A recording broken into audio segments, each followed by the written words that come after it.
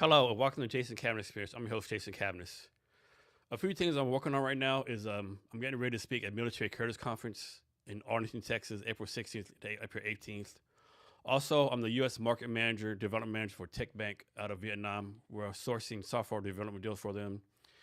And we're also, I'm also helping source startups for Earth VC. We're looking for deep tech startups that make the world better. Our guest today is Logan Evans. Thank you for being here today.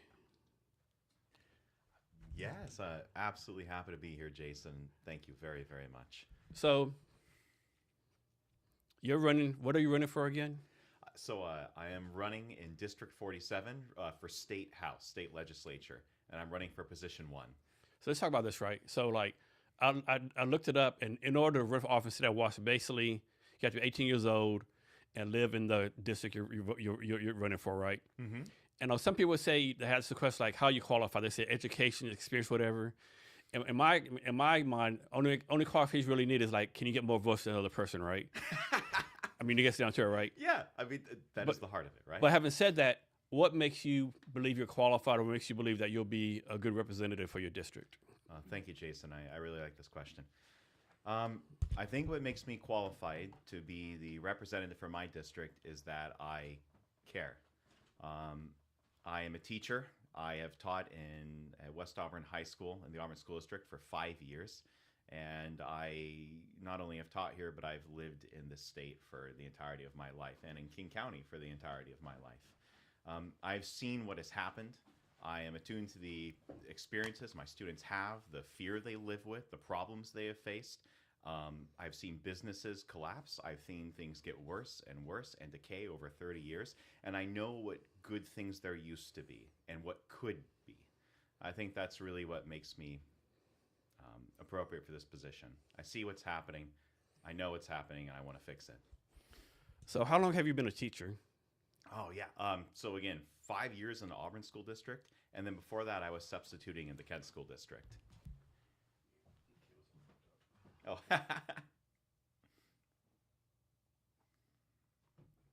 this is good bourbon. Normally, I have trouble drinking anything whiskey-based. Cool. So, and how long have you been a teacher again? Yeah, so again, I've taught for 5 years. Okay. 5 years in West Auburn High School. It's a really wonderful alternative public school. So kids who struggle in other places can come to our school. We have smaller class sizes. It's And you really mean charter? You wonderful. mean like juvenile delinquents or people having trouble, like people dropping out and like just challenged at home, or what does alternative really mean? Yeah, so in this case, it's everything you've mentioned, but also it's kids who just kind of have anxiety disorders. Basically, they have personalities that, for one reason or another, even completely kids who have never had any connection to law, who have whole families, they just struggle in a normal classroom. And our school is meant to be kind of a method of recapture to help them get through high school. And that's kind of where I really see myself in politics, as our school is taking people where they are, like our students, like people who struggle to speak, and getting them to where they need to be.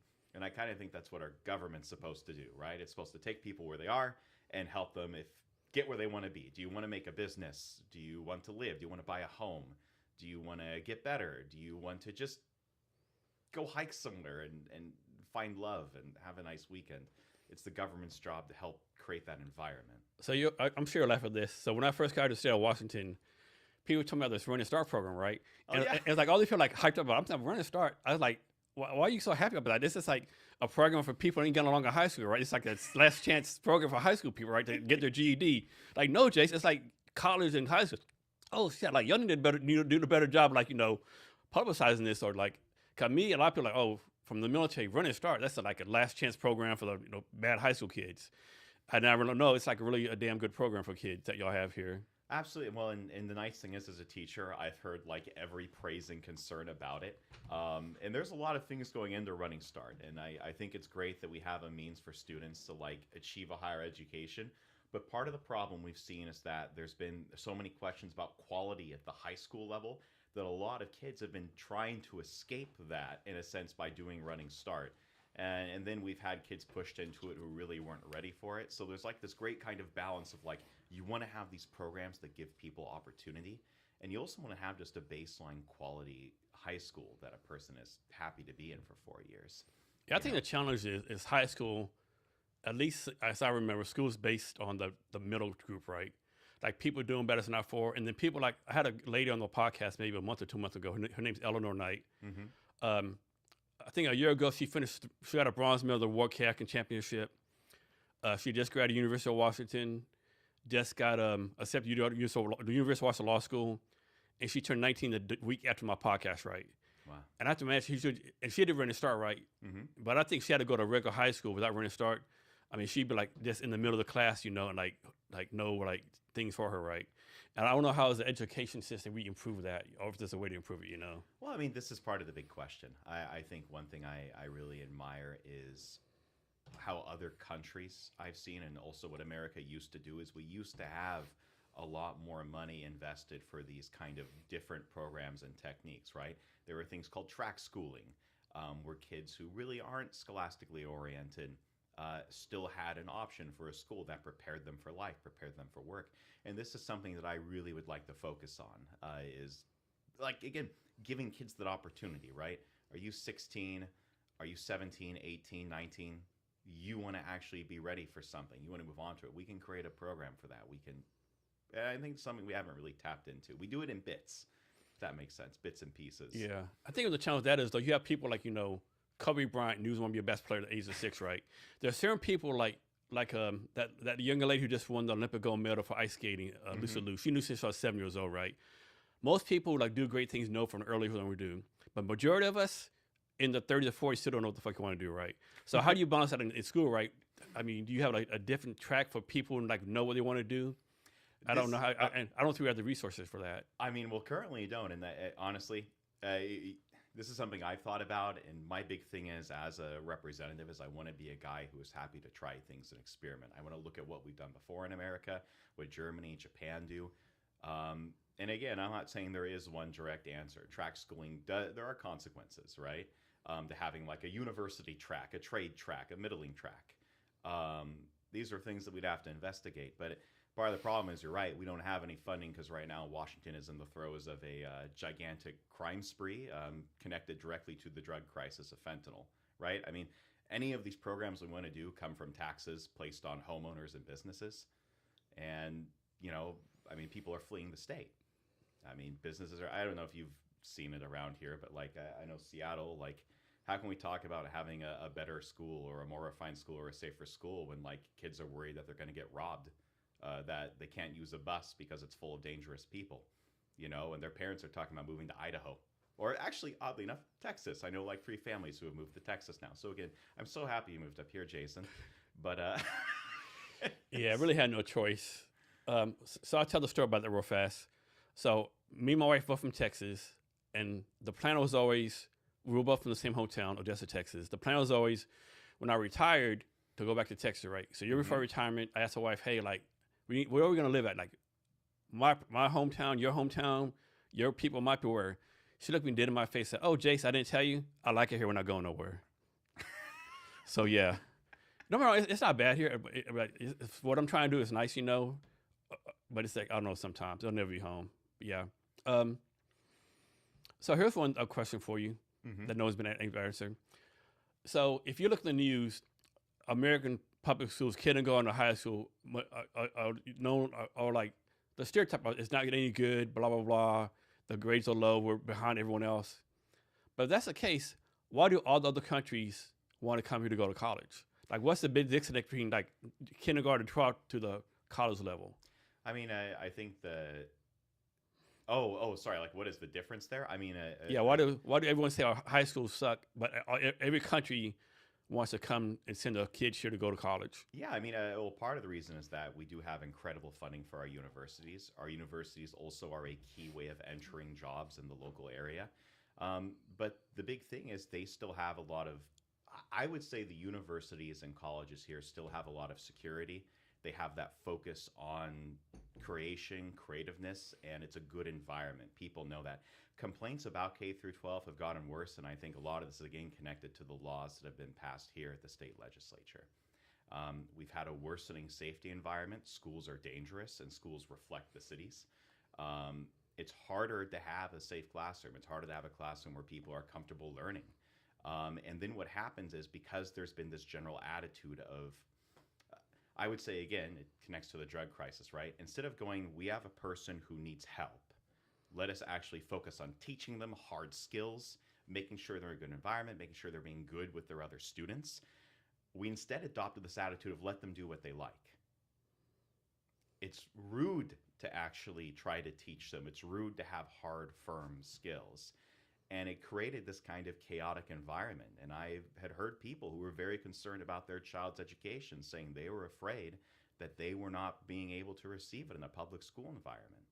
And I think that's the attitude, because a lot of them have experiences in their home countries where even if their schools were poorer, even if they had less resources, the environment was more secure. Like, I mean, you might have heard some of the stories here, but like, I mean, tales of kids having drugs, shootings happening on campuses are extremely frequent. Last year, in the Kent School District, a student went out on his lunch break, and because of some connection to gang activity, he got shot in the back of the head during his lunch, a complete gangland execution, right? I mean, how can you feel safe with your kids in a school like this when you know that there is going to be, there's a potential for murder? And it's stuff that's so simple to solve. That's my thing. Like, there are easy things we can do to make our schools good and safe. There are easy things we can do to make our cities safe. I think that's like, to me, that's the big thing, right? If you don't have a safe school, you can't have a good learning environment. So I have a solution to that, and I know no one's going to agree with this, right? So first of all, I consider myself a capitalist. I don't believe in socialism, but this, to me, is pretty like a socialist answer, right? So example, like most schools are paid by property taxes. I use Dallas, Texas. So in Dallas, Texas, there's a neighborhood called Highland Park. Richest of the richest, right? So obviously, all $1 million homes, parents making six figures. So obviously, the property taxes are higher, right? And plus, two-parent homes, they have better job, better able to support the kids.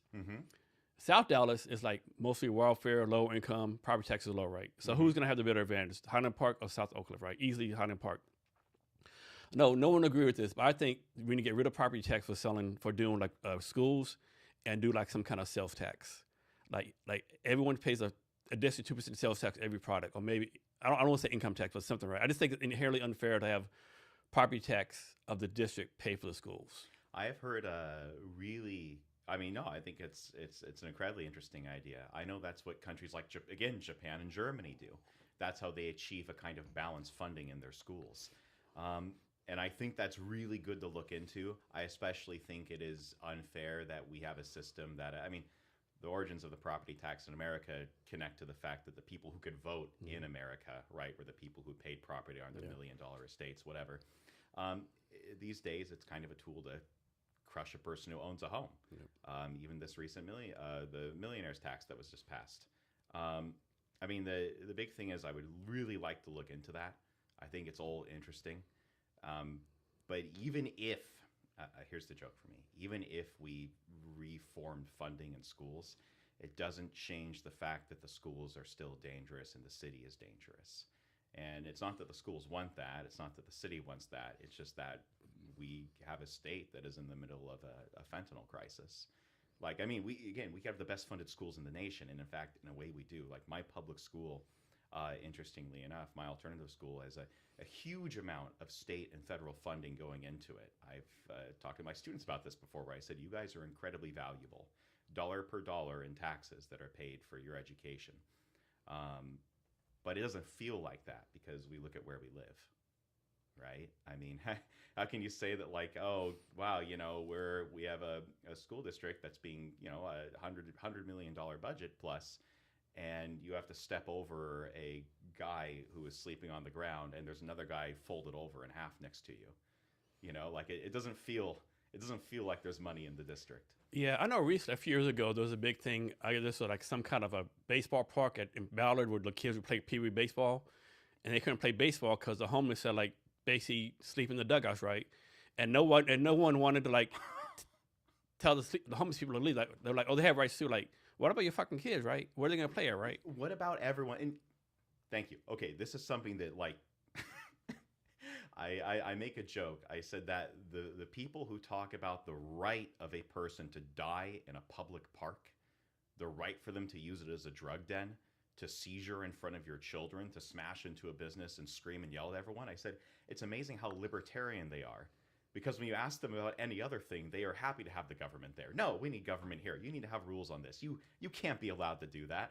But they have the right to sleep in the baseball dugout. Yeah. It's just I mean, this is why I call myself a common sense candidate, because it's how is this good?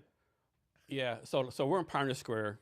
For people who don't know Seattle, Pioneer Square is like a rich neighborhood in Seattle. I actually like here. There's a lot of like nice bars, restaurants, whatever. Yeah. But there is, for lack of a better term, riffraff, right? I'm gonna go to some examples, right, and see what you do, right? Mm-hmm. And so he hasn't been here for a while, but I've been here like 3 years, right? When I first got here, there was an elderly black gentleman who would like basically be from the post office all the time, right? Mm-hmm. So I talked to some people in the building and said, yeah, that's Eddie, right? He's been like 12, 13 years, right? 12, 13 years? Are you kidding me, right? He just been in front of the post office? Yeah, been there 12, 13 years. So what's going on with, we think he has dementia. They try to help him, no one helps him, right? Or he doesn't refuse it. And then it's interesting. They said one time, some lady came and said, hey, it was his daughter or granddaughter, right? You got to come with me. He refused to go. So she got the police involved, like welfare people involved. They said, sir, please go with your daughter. And so he went with his daughter, right? They said it was back in 6 months. And my question for you is like, if someone's daughter or granddaughter comes to get him, to put him, we're pursuing a nice home, better than sitting in the street, he comes back, what really can you do, right? Like, do you make him go to a home? What can you really do? This is the foundation of my campaign. Okay, it's like point number 2, but point number 1 is quality of life, and we can get into that later. Point number 2 is the way to solve this, and I do have a silver bullet. There's a water if you need some water. Oh, you know what? I appreciate that. I'll use this thing that I poured. Maybe actually your water ball is a better idea. This is noisy.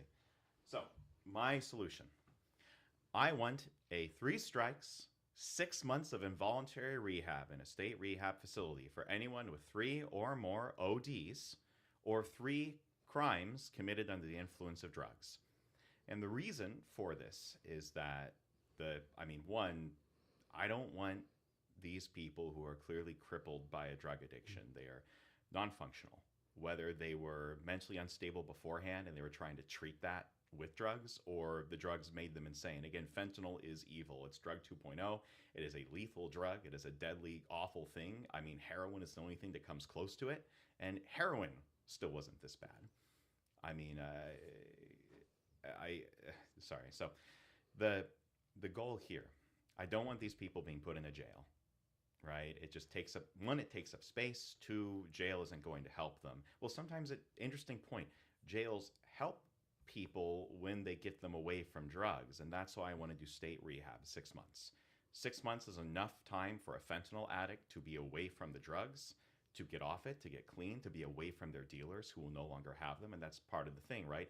These people aren't stable. They're not sane. They're not making their own choices. It's like when they're like, oh, I can't believe my drug-addicted nephew robbed me. It's like, it's not your nephew robbing you. It's fentanyl. Mm-hmm. It's meth.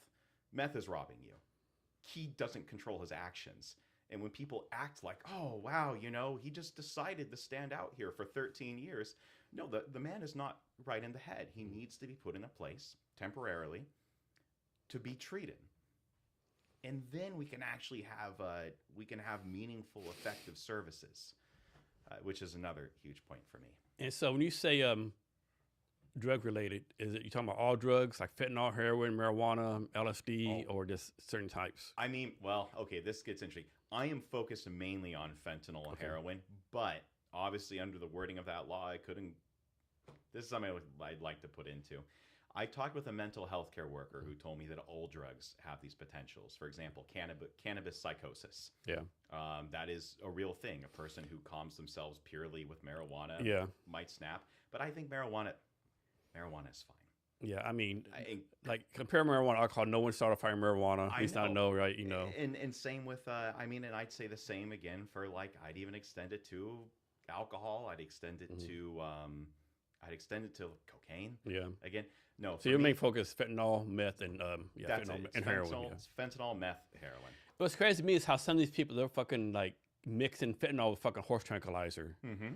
I fucking, it's a name for it. I forgot the name of the mixture. It's like you're not high enough?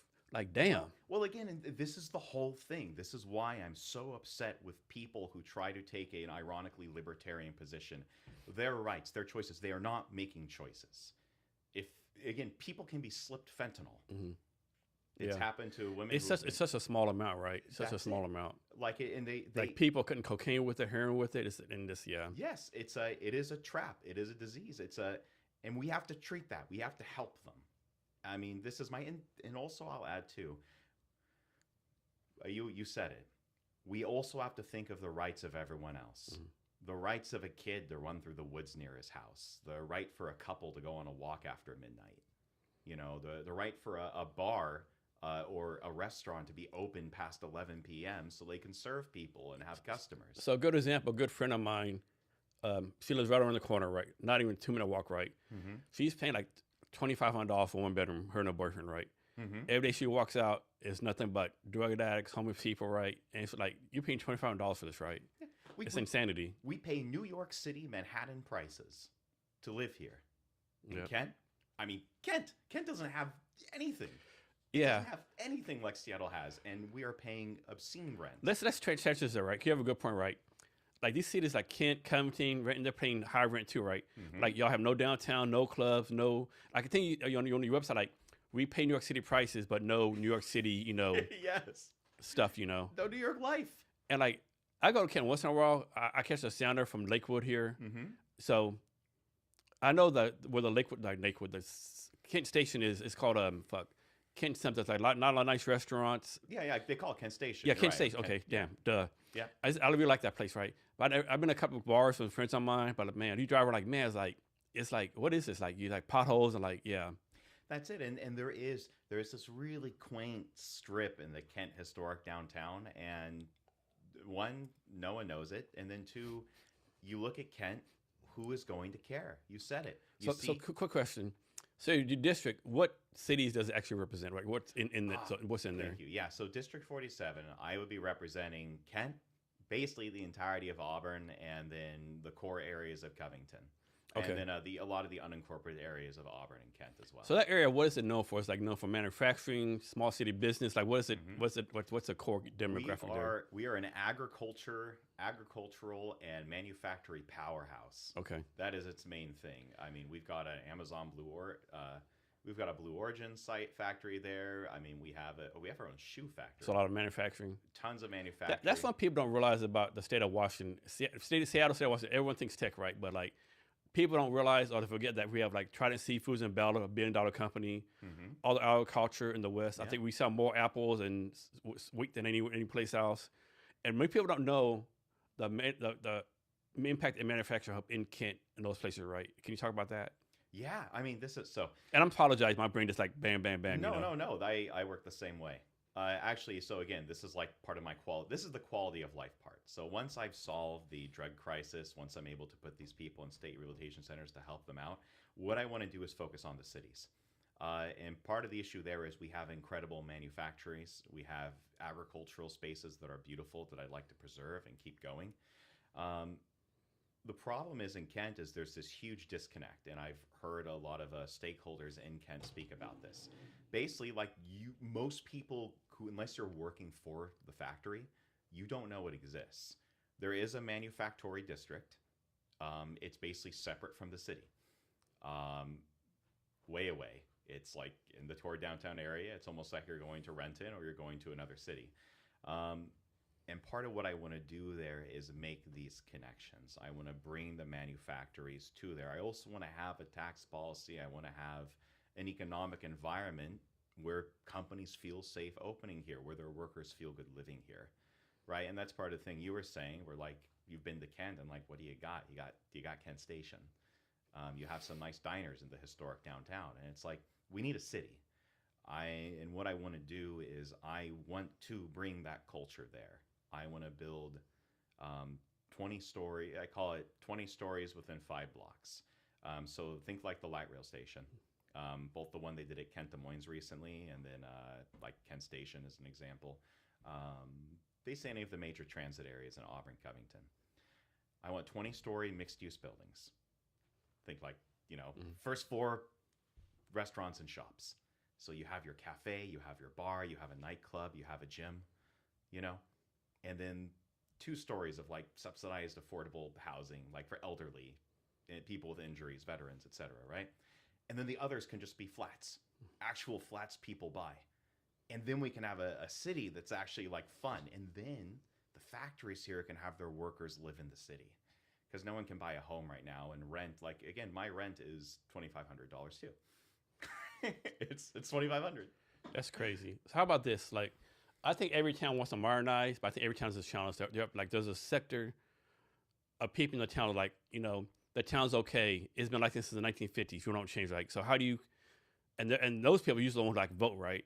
Mm-hmm. So how you convince these people, like for a better term, stuck in the old days, to like get more modernized and see how this benefits them? I've had super good fortune here, and I will credit this to two things. The first is I am a charming person, and people sense that like I want what is good for everyone. But the second one is that things are absolutely awful. There are grandparents and parents. These are the homeowners. People who have been here for ages, and they know their kids and grandparents cannot afford a home here. They cannot, flat out. Unless the grandparent dies and leaves them the home, or they spend their, they basically take out their retirement or use a large amount of money to help them buy a place. It is impossible, except for the tiniest population here, to have their kids live in the city with them, unless they are renting. And that is why we have young people leaving the city. So my message and what I tell them is that by doing these changes to the downtown, to the transit centers, one, I am preserving their homes. I am preserving their quaint, quiet suburban neighborhood. Because I'm building housing, no one's going to dump a Section 8 apartment complex in the middle of their neighborhood, which state law now mandates, right? And people don't have a good urban plan. So I'm keeping their neighborhood safe, and by building up the city, I'm creating a home where their kids and their grandkids can buy property to live near them. I mean, that's what I want to do. I want to build these because I will buy that flat so I can move out of my apartment. So real fast, shout out to Taylor Ray. Taylor Ray introduced the two of us recently. So shout out to Taylor for making this happen. I feel just terrible right now that I didn't already do that. Thank you so much, Jason. And yes, shout out to Taylor. Thank you so much. Taylor's another like amazing, interesting people, right? So she has a business called Ray Enterprises, geofencing, and she started while in college, right? And who does that, right? It's like, yeah, she's an incredible person, yeah. Completely agree. No, very inspiring, just super cool, and I wish her only the world of best. So talk about this, right?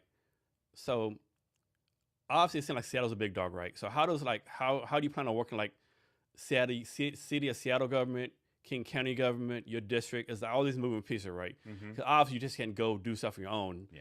And then you gotta fucking work with the other people in the representative of Congress, whatever. Like how do you plan on collaborating and doing that kind of stuff?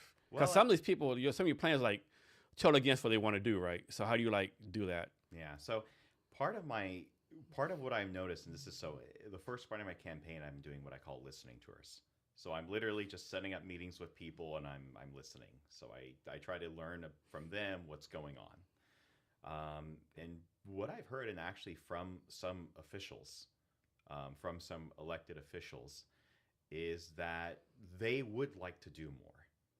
The problem is they feel like they are, well, ironically, oppressed, right? They feel like they don't have someone who can support them enough. They feel they're either a minority or they're actually larger. They're a plurality. But they feel like they can't speak up against some of these people. They have too many things weighing on them. They can't compete. They don't have an organized voice. So part of my plan there with my election, when I win, if I win,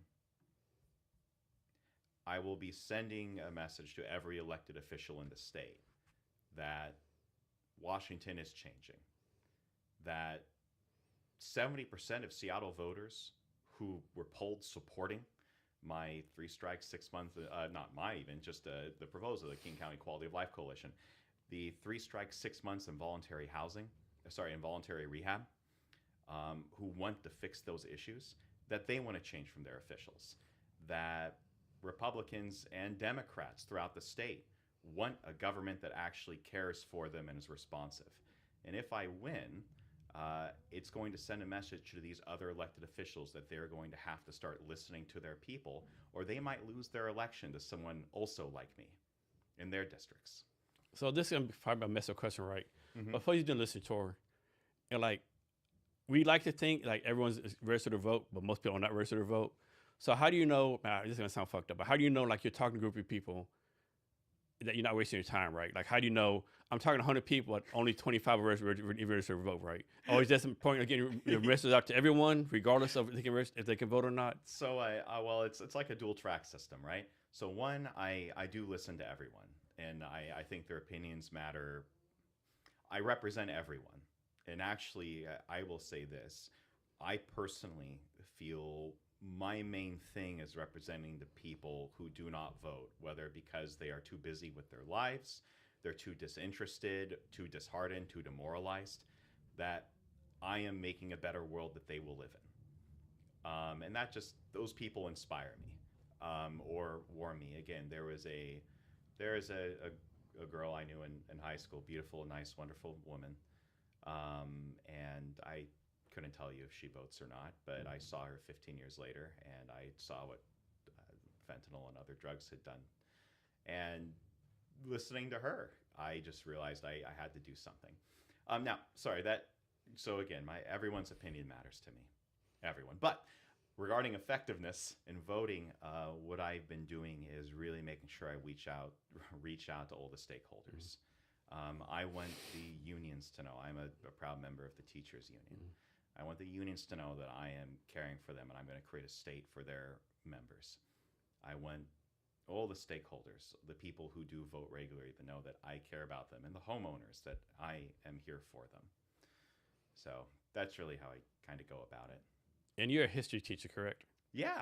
Do you think if you were just like I don't know, like a math or science teacher, you would still be wanting to run? Because a history teacher, I have to think like you know more than history and know about voting and stuff. Like, do you think like a non-history teacher, you still want to get involved? Yeah, I mean, so this is I have nothing but respect for the STEM fields, and I think it's kind of a misconception about like STEM people in general, and that a lot of our best scientists were avid historians, right? They were people highly involved in the culture side of things and poetry.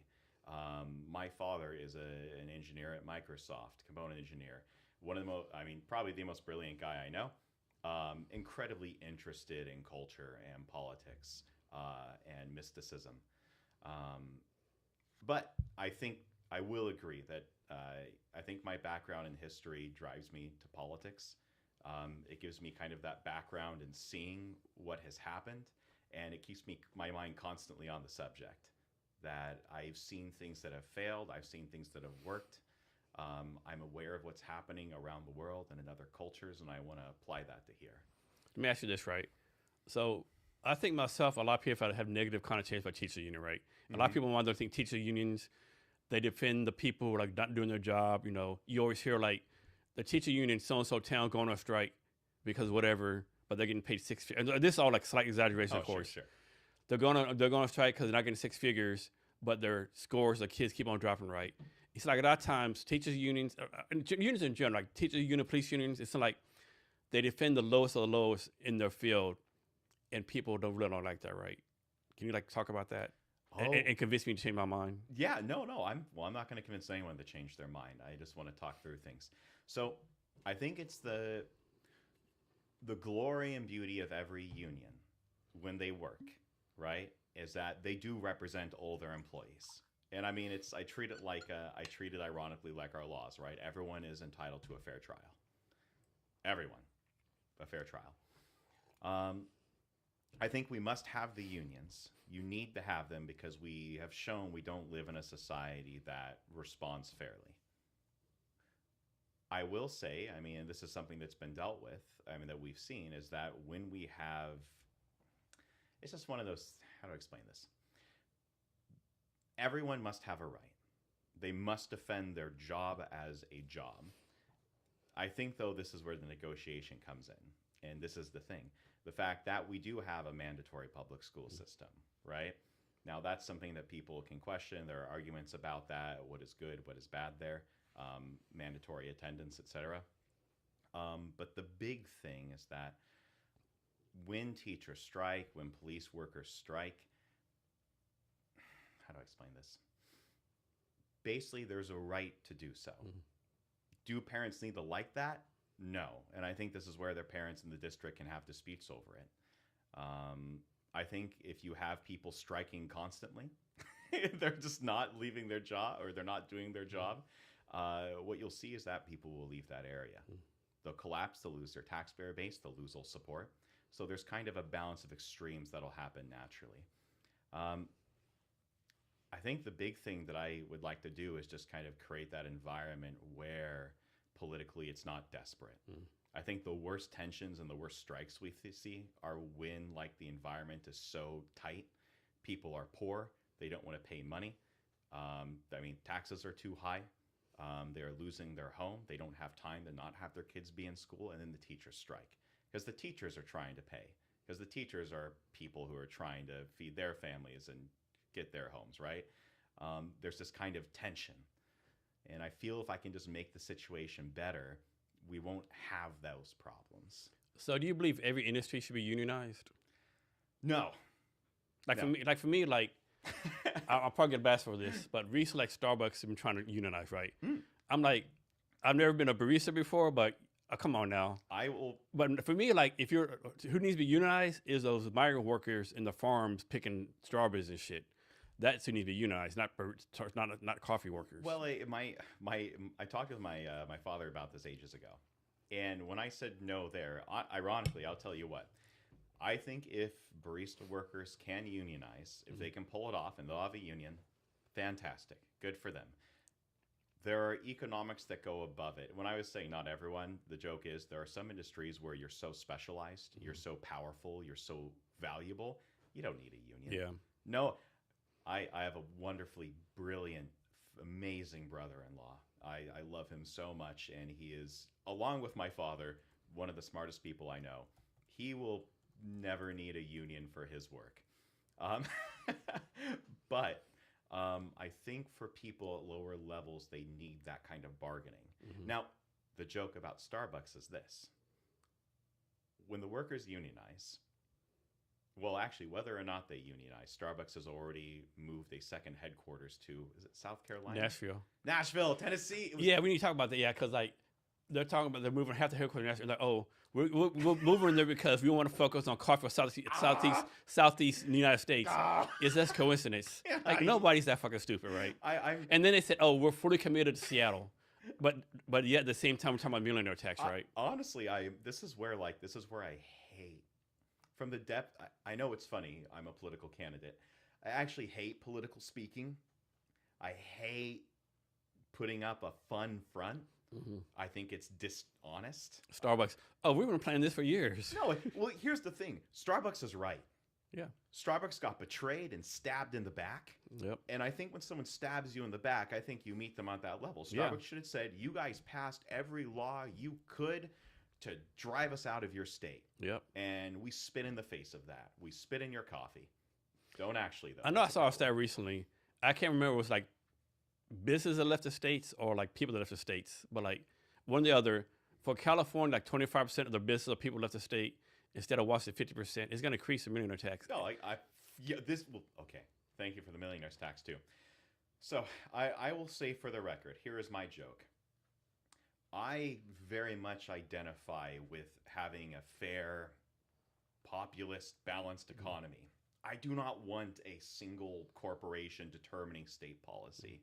I don't want to be ruled by a tiny class of billionaires who get a party on Epstein's island making all decisions for us because each of them are worth a country, right? Having said that, what happens is people take this righteous demand for change and then they use it. These same billionaires, or state legislators, these people, take this energy and then use it to destroy the middle class. And again, I've used this phrase before. It's a wonderful phrase. I love it. They're squeezing blood from stone. They are turning Seattle and all of Western Washington into old Detroit. They are going to drive out every business, every corporation, every taxpayer with the money to leave will leave. And then the only people here will be the ones stuck here. The ones who couldn't quite afford moving away, and they will raise the taxes on them until they are poor and welfare dependent or have finally given up the ghost. And this, I think, is like hilarious, right? All these politicians, oh, this millionaires, it's not going to pass down. Everyone common sense knows it's going to be passed down in a few years. Like people don't know this. I'm sure you do, being a history person. Like the income tax, United States income tax, was, I might have this wrong, was done by Woodrow Wilson to help pay for World War I. It's just temporary, right? any politician that gives an extra tax or toll, whatever, it's always permanent. I don't care what the fuck they say. Like the bridge to Tacoma, the bridge to Tacoma, I can't remember the name of it. Mm-hmm. Supposed to be, we're going to charge a toll until this paid off. Decades later, they're still charging like $10-15, right? Oh, I know. Well, and again, it's also when they pass. I thought it was.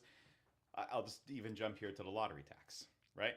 The lottery. Yeah, the forgot about that. The lottery tax used to have something that I accepted, and the idea was it is a vice, but the state will regulate the vice because we'll use the money for education. Yeah. And I thought, you know what? That's probably the fairest way you could do it. Vices are bad. You shouldn't encourage them. The government shouldn't profit off it. But if people are going to do something bad, we can at least use the money to educate kids, right? And then they took that tax and they rolled it into the general fund. And so this is my thing too, right? And most of people might disagree, but I generally believe that most people would be willing to pay their taxes, Republican, Democrat, whatever the case may be, if the government could say, hey, you pay these taxes, here's the result, right? Like people talk about all the time, the higher amount of taxes in Sweden, Finland, that kind of stuff, but they pay taxes, but they can see what they have, right? It's like, like fucking in their face, like great highways, great infrastructure. Yeah. Here we're paying taxes like the same fucking pothole. Yeah, it's or worse, down in Tacoma, the same construction all the time, right? Yep. The one person took a picture, 2 pictures, and he said, guess when these were taken? Like 8 years apart. Yep. Same exact location. Yep. No, I mean, this is I would love, I absolutely will push to have it that, like, maybe on every ballot, people can see exactly where their taxes are going, what taxes are up. I mean, I think this is incredible. And this is the thing for me. I love, the joke is this, people say, are you small government, big government? I am for any necessary level of government to make sure things run well. But that means, one, they are responsible to the people. The people know what the money is going. I want statistics. This is partly why I pushed that 6 months involuntary rehab. I want to track if things are effective. I want numbers being looked at so we can show people where the money is going, that it's not just been lost, to a charity. I know a lot of charities in the last 10 years have been coming under financial audit, including especially ones related to the George Floyd protests. 22 million, just millions of dollars being wasted. Not even wasted. It's a corruption. It's graft, right? So, I mean, this is the thing. I want to have taxes in the state done in a way where ones that are actually unnecessary, that are driving businesses out, that are hurting people, making them flee, are removed. I want to restore the economy. I want businesses to want to stay here. I want Starbucks to want to stay here. I want Starbucks to make enough money being here that when the workers unionize, Starbucks doesn't go, we'll move to Tennessee. But, if you look at the fentanyl crisis, look at how many people are moving away, how expensive things are. For them, they look and go, this is the last straw, right? So let's change to something more positive, right? So one thing about the Seattle area, right, you do have Amazon, you do have Microsoft, you do have Boeing, you do have Expedia, you do have Trident Seafoods. I could go on these like multi-million billion dollar companies, right? Yeah. So what do you, despite all the stuff going on here, the tax, the drugs, whatever, what do you think it is about this era, like all this innovation? There's so many tech startups, so many gaming startups. We had a Comic-Con earlier. Like Seattle does have some positive stuff going on. What do you think is about the water or the sky that makes all this stuff happen here? Oh, okay. Great question. And this is a thank you for that too, because I do love my state. I mean, Seattle is the Emerald City. I want it to shine like a gem. I think honestly, here's the joke. I think it is the clouds and the rain and the trees. I think even though a lot of people say they don't like the clouds, I think it has this kind of fun, calming effect. And then when the sun comes out, it's beautiful. When you have sun every day, right? It's just a thing that's there. But I think it's just this kind of chill, wonderful forest environment. We're literally close to the mountains, right? We're close to the water. We're close to the sea. We're right next to these kind of almost foreboding, forbidden forests. And I think it just creates this kind of happy, excited, natural feeling. It inspires people. So why should someone start a business in your district? Why should someone move to your district and start a new business in your district? Watching someone do that? No, why should someone start a new business? Sorry, they said watching someone. I'm like, what is it? Why should someone start a new business in your district? Or maybe rephrase that. when they're elected, what are you going to do to incentivize people to bring small business or any kind of business? We regardless? are going to be going through massive, beautiful development. We are going to have shining downtowns that, I mean, there are people who always say they want to bring tourism to Kent, and Kent is not Seattle. Yeah. It's not Tacoma. But Kent and Auburn and Covington, we can still have cities that you will get some people who go, wow, this is beautiful. What trails, what a river walk you have. We have a river. We could have a river walk, a real one, a nice one. You have a river? Yeah, Green River. I had no. Okay, Green River. Okay, Yeah. But you don't ever think about that, right? No, who does? Unless you think about serial killers, right? Yeah, that's it. I wanted to have it so that when people think of our river, they will think farms, and they will think like a beautiful river walk, and they will not remember some random perverse serial killer. Who, but that's it, right? Like, I want people to know when they open a business in the 47th district under me, it will be friendly for them. That no one will wrong them. That any criminal who threatens their business will be properly punished. That their investment will be safe. That they will have a large customer base because we will have a developed downtown that will be concentrated instead of random sprawl where people have to worry about where they're going to park their car or, are you going to have enough customers every day? It'll be a place for business, for community. So I know in Seattle, I think is known for being like almost like anti-small business, right? It's so hard to do small business here. Mm-hmm. Is this the same way in Kent, Covington, and Auburn? Like it's kind of known as like being anti-small business, for lack of a better term. Kent, Auburn, and Covington, I would say, are not small business, but all three of them have had troubles with, of course, and this is, again, it started by the state, right? A lot of permitting issues. That's about in Seattle too, yeah. Yep, you had a lot of kind of this bureaucratic growth that was done without good sense. And it seems like it's almost like, I'm making an example, exaggeration, like you start a bar. Mm-hmm. Oh, you have a pinball machine. There's a tax for that. Yep. You want a dartboard. There's a permit for that, right? Like, are you kidding me, right? Like, come on now. Yeah, again, it is an act of desperate financial stress when you start shaking down people for every nickel they have, right? So I wouldn't say it's nearly as bad as Seattle, but it is not good. But on the plus side, a lot of the city councils there and people I've been speaking with have been talking about actually passing reforms. They've seen things done in Federal Way to change permitting. Federal Way has gone through massive one. Mayor Farrell has done an incredible job there.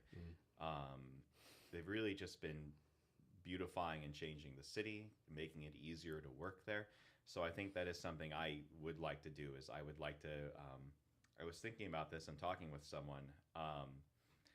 Permitting.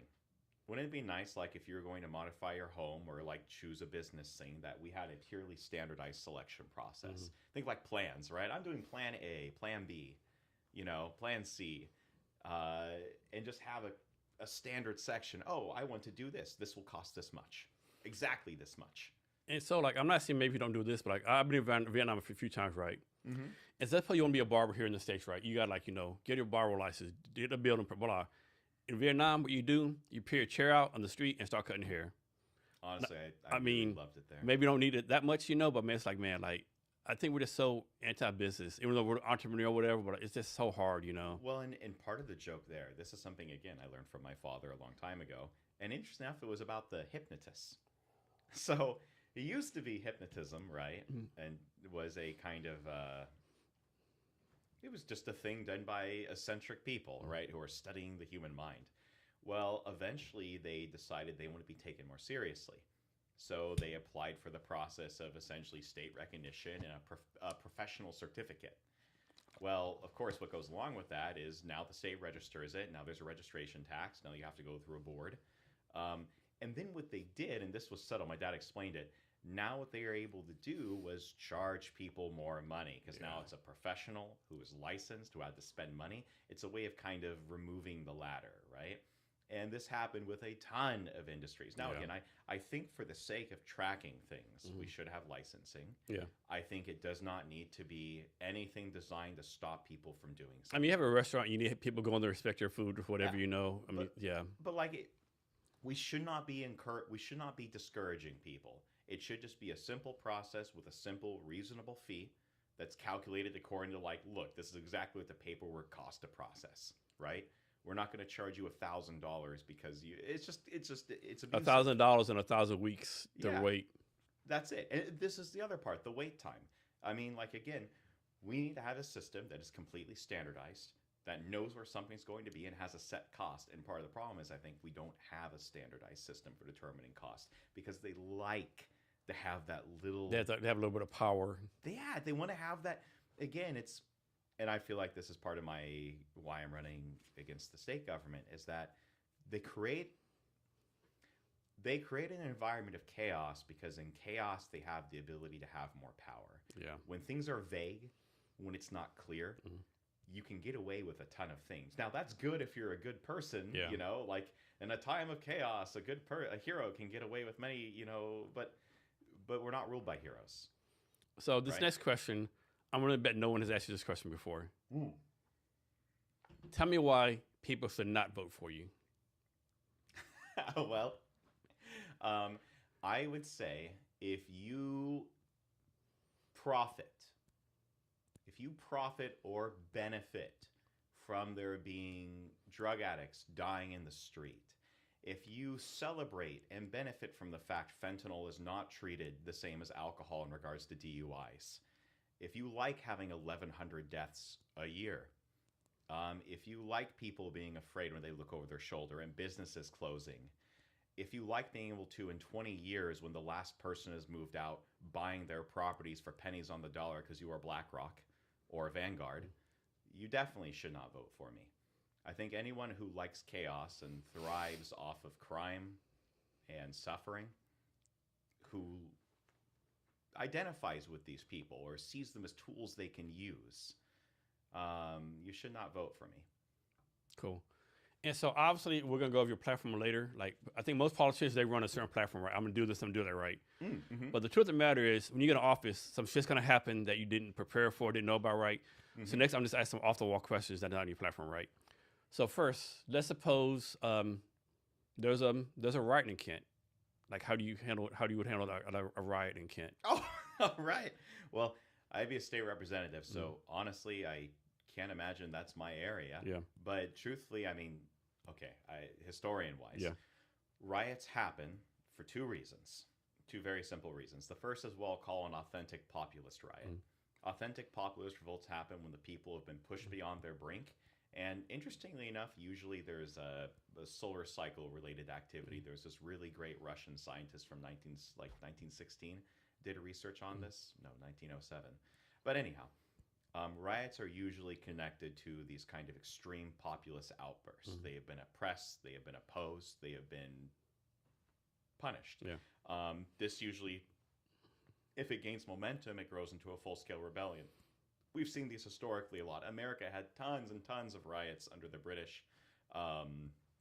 Roughly like it's in our DNA. Yeah, it was just exactly, and it was leading protesting and going to war is in our fucking DNA. That's it, and I mean the 1855 Baltimore bank riots, where people felt they were being short-staffed by these banks, and then they burned them down.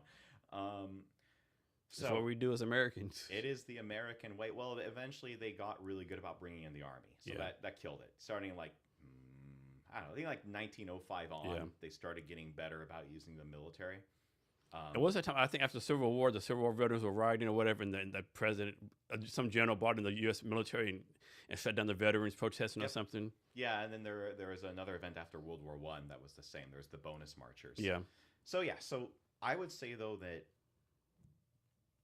if the first kind of riot occurs, I mean, that's one where I would go out there and I would talk with the people because these are my people. I am representing them. I have been fighting to make their lives better, to reduce the burden of taxes on them, to make their streets safer, to give their kids homes to live in, to build homes for their children.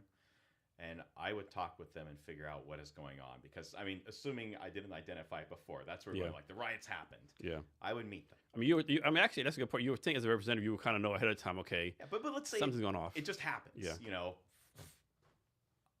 I would be there to meet them. I know I would work closely with our police officers. I mean, they're going to have to be there. We need to ensure security and safety. But that's what I'd like to do is I want to work with them and figure out what the problem is, why they are rioting, and see if I can address it. Sometimes, though, the anger isn't even directed at you or locally. And this gets into the second type of riot. And this one's a lot more interesting and dangerous. This is when we get into things about agitation, right? You have people with money who are bankrolling things. And I mean, this used to happen on both sides of the party. We would see people kind of paid to be out there on the street. Yeah, to me, I didn't realize this, like during all the protests and riots, or what do you want to call them, Seattle, like in the 2021, 22. I thought they approached it right, and I saw like little billboards on like the walls, get paid $20 an hour to come protest. Yeah, like what fucking type of shit is this, right? Well, and it totally blew my mind, right, that someone would do this. I thought it was organic, but obviously not. Well, and that's the issue ever since. I mean, a lot of secret police agencies since the 1940s have been. Before the 40s, they were working on this in countries like Russia, right, which had the Soviet revolt. A lot of the Soviet Revolution was closely connected to Okhrana agents and secret police agents who were fomenting revolts, and then other countries' secret police intervening. America didn't really have much of this until the 50s. And that's when we get the CIA from the OSS. And it's not, people always go the CIA. It's not just the CIA. The spooks are many. Yeah. But yeah, this is a more difficult one because this is when you're dealing with, literal billionaire oligarchs, right? You've got, here's the joke. Ghislaine Maxwell, Epstein's girlfriend, was an editor on Reddit, right? These people care what people think. They have the ability to influence opinion, and they are willing to spend money to do it. I mean, she was willing to spend like hours of her. This billionaire woman was willing to spend hours of her time editing a online chat site, right? Or a forum. I should call it a forum. So that second one, what I would do again is I'm still going to meet with the people because I need to figure out what's going on. I want to have a police presence there to make sure businesses and homes are safe, and this is my first order. I want people to know that I care and I'm here for them. And that also means I'm representing the owners of businesses and I'm representing the owners of homes and that their property is safe. So next question, right? I think as a representative, there's a lot of things going on in the world that you don't have control of that will affect you, right? And like right now, the Iran war, we're not talking about the Iran war, but like Iran closing out the Strait of Hormuz, gas prices are going up. So how do you work for the manufacturing owners coming to, hey, because gas prices go up, this has gone up, all the second, third order effects, like how do you like deal with that, because you didn't start the Iran war, you didn't do this, but the effects are going down to your level of manufacturing up. And these manufacturing companies like, man, like jet fuel's going up, this going up, like I have to raise prices. If I raise prices, then we're going to sell it. No one's going to buy it. If I ain't going to buy it, I got to shut down. So there is a word, I actually really love this word, and the word is autarky. Now, autarky it's actually an extreme and it's totally irrelevant. It's not what we're actually going to do. Autarky is the idea you have this closed system that is self-sufficient economically. I'd be representative. I would have to work with other representatives to do this. I would love to explore ways we could expand the energy infrastructure of Washington State. They have, here's a joke, even talking about 3 Mile Island nuclear incident, right? But nuclear energy, there are tons of new, very safe options we can explore there, things that actually can, again, when you have cheap energy, you can do anything. I mean, China's been exploring CO2-powered steam power. Now, I know absolutely nothing about that. People talk about it. Who knows what's true coming out of China? But again, I want to get Washington exploring fuel that will make things cheaper. Natural gas, bringing in natural gas pipelines. And again, the point is, this isn't going to address everything, right? Until we can produce I don't even know if we produce our own jet fuel. So again, there's some things I can't handle. What I can do is I can handle the other things. I can make the streets safe for customers and businesses so they pull in some profit there. I can bring in natural gas, nuclear. I can do a yes and to all energy sources. So that way we can drive down the cost of living and the cost of fueling a business. So then even if your other costs go up, right, we can manage. You won't be driven out of business, right? And I think that's part of the issue right now in Washington is our state has created the perfect environment where if anything goes wrong, you're out, you're done. So what's something about your district that you wish more people knew about? Like this is something really great in your district and no one knows about it. And you just want to shout out to everyone, hey man, come to my district to see this thing. It's so fucking great. I really love the Green River. Okay. Actually, we have a bunch of really wonderful forests and woods around us. We have just tons and tons of green belts. We have the Ridgeway Golf Course. It's just beautiful. It is, again, it's almost a river walk. Not quite, but it's almost there. Again, it's just, we have these tons of nice little places along the rivers that are beautiful. We have just woods scattered around. We have so many nice, I was about to say parks. Don't go to the parks right now. Actually, no, there is a new park, and it's actually very safe and clean. Again, we just have so many beautiful, beautiful walks along the river and forests. What are some, like, I know a lot of politicians that get out. Oh, Stottle. Stottle, what's that? Stottle Wine Bar in Covington. Okay.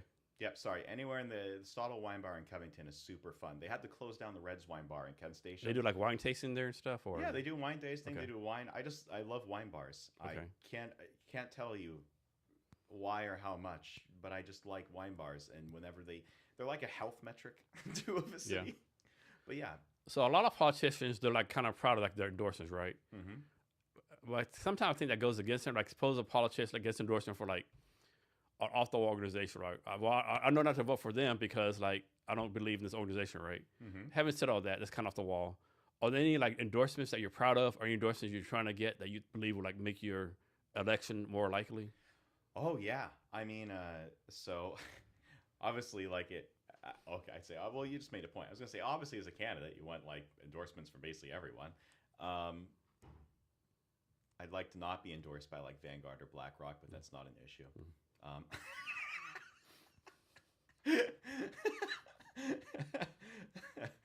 Shitty air businesses working with islands, huh? No. I mean, I want the unions to really know I care about them. I want the retail associations to know I care about them. I'd like really any organization, including realtors, just businesses, the franchisee store owners, the 7-Eleven shops. I just want, and honestly, the churches, the masjids, the synagogues, the Mormon temples. I mean, all these endorsements matter to me in a sense that they are the community, right? So obviously you're still a teacher right now, right? Yes. You have a full-time job. Mm-hmm. So talk about your like time management and organization skills you need to do, like be a full-time teacher, be for the kids, do that job, and still like run like another full-time job as a campaign for what you're doing. Mm-hmm. I honestly, that is a bridge I'm going to have to cross when it comes to it. The nice thing is, state legislature the sessions are only part-time. So my real plan there is I want to remain in education. I will do the next year. I will see what has to happen there if when legislature comes up, if I'll have to take a time of leave. But as far as right now, like campaigning is a full-time job. And then me and teach a full-time job. How you doing all that? Yes. Oh my God, it's that. So what I do is after work, I do a bunch of phone calls. And very soon I will be doorbelling in person. And it'll be the same thing. But the nice thing, I'll tell you what, while it would be convenient to be able to do calls and run around between 9 and 3 a.m., most of the stuff you've got to do, like calling people, organizing meetings, happens after their own work. Yeah. So it's usually after 3 anyway. So I just try to get efficient with grading, make sure my grading is done, make sure my lessons are ready, and then I move out. I'm going to guess it's probably illegal for you to have your students do this for you. Oh. Hey, for extra credit, if everyone wants an A, call 10 people and tell them about my campaign. I think it would violate a few policies. I'd also just feel rude. But well, yeah, okay, funny enough, we are doing lessons on rhetoric, though. Yeah. So I'm trying to, for their own life, if they want to campaign for themselves in the future, I'm training them with the use of rhetoric and making arguments. I have a test question. Are your parents registered to vote? Terrible. No, but I really, the thing is, though, here's how I did involve them to an extent. Not in my campaign, but before I began my campaign last year, my city council campaign for Kent City Council, I asked my students, because I was going through this series of police hearings in Auburn. This is what kind of started me on getting involved in campaigning. Was I said, hey guys, what problems do you have living here, and what would you like? So first it was, what is wrong? What would you like fixed? And the second page was, what do you want? And I got all these great ideas. Things like they want to have a youth rec center, which I want to build, right? They want to have an actual city center. They want to have things to do. They want a place they can game late at night. They want a Korean style like computer. They want things that kids want and that some adults also would like, right? They gave me this just wonderful list. I wrote it down. And then they also told me all the horrors they deal with, like girls who don't feel safe going on the bus because you have a drug addict who's not in his mind staring at them, touching himself while looking at them. And they don't feel safe doing it. The Metro bus driver doesn't feel safe doing it because he got hit by a pipe the week before. Sorry, that was another story I heard. So they really inspired me. And I like to keep them in mind when I'm doing these things. So, back to off the wall stuff, right? That might or might happen, right? So, let me think of a good one. Okay, so what's like the major company manufacturing, like Seattle's a Starbucks. What's like the number one company in Kent or your district? Oh, God, what is the number one company? Okay, I feel terrible. I feel like I should know this, but let me think. Amazon Blue Origins did just open up. Yeah. Going off a couple. We have this amazing... Oh, Carpenito Brothers. They're a large grocery agriculture business. I could not. How many people do they employ? Do I you could think? not tell you. Okay, but big number. Big number. They matter. So let's They've been around suppose, for ages. like you get elected, and it's 2-year terms, right? And 6 months in, as a what's the word for? As a courtesy, the CEO says, "Hey, Logan, nothing against you, whatever, but instead of watching me fucking us over for whatever, we're moving to North Dakota." Like, what would you do to like try to convince them to stay, right?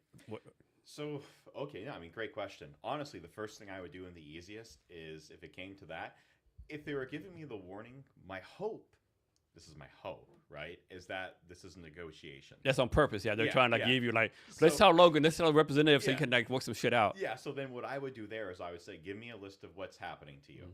Like what taxes, what bills, what things are affecting your business. And this is one thing where I enjoy research. I enjoy learning things and figuring out what's going on. I really, really defer to the expertise of people in regards to their industry and knowing what's by. Even if I disagree with them, I want them to tell me what's going on, right? And then I can double check it with someone else. So I want to sit with them, figure out what's going on. Once I've got that, I want to talk to the people I know. This is what I've heard. This is what is going on. Can you give me the numbers on this? Can you give me what's going? Then I can talk with other people in the legislature about saying, look, if we lose Carpenitos, if we lose these people, this is what's going to happen. We will lose this many employees. We are going to have this many people on welfare suddenly. We're going to have this many people trying to leave the city. Basically, I try to get the laws changed to keep them. If that could not happen, in the absolute worst case, for one reason or another, then what we're going to have to do is see if we can get someone to step up to replace them. The issue there is, of course, like, usually the problem is when you have smaller, large businesses leave, the only people who can afford to buy that tend to be the large super corporations, which to me is part of the deal, right? I think the joke is, even though Jeff Bezos left Washington State, I think the large corporations kind of are okay with the position of like, we have to pay a burden. Here's my joke. Sorry. This kind of jumps around. Washington State stabbed the large corporations in the back, but part of the reason it was a stab in the back is that they had worked together. They worked to destroy most of the competition here in a way. The large corporations funded and bankrolled a lot of the political movements here. Political movements that ironically grew, metastasized, and became the ones that are targeting those corporations for their influence, which to me is always something kind of funny. But nonetheless, I really would work with them to try to get the rules changed, because I don't want to deal with having this either empty space, right, that is valuable. I mean, if it's Carpinillo Bros, they own agricultural land. I mean, like, it'd be nice to figure out a system maybe to give that land to local people so people can start farming there and maybe become a new company. That's really tough. So we talked a lot about like small business, all that kind of stuff, but how do you like represent, like lack of a better term, the poorest of poor, the people who have no chances, people like, you know, on welfare, the people like have no chance at all? How do you represent them? Oh my God. Well, again, I represent these people because I'm giving them a world that's safe. One, if they have a drug addiction, I am creating a space for them to get treatment and help, to be set on an actual path of life where they can start eating healthy, live healthy, think clearly, prepare them for a job. I am going also, if they are on welfare, what I want to do is create a place for, again, part of my home building, my idea for my 20 stories within 5 blocks, right? That is 19 stories of flats.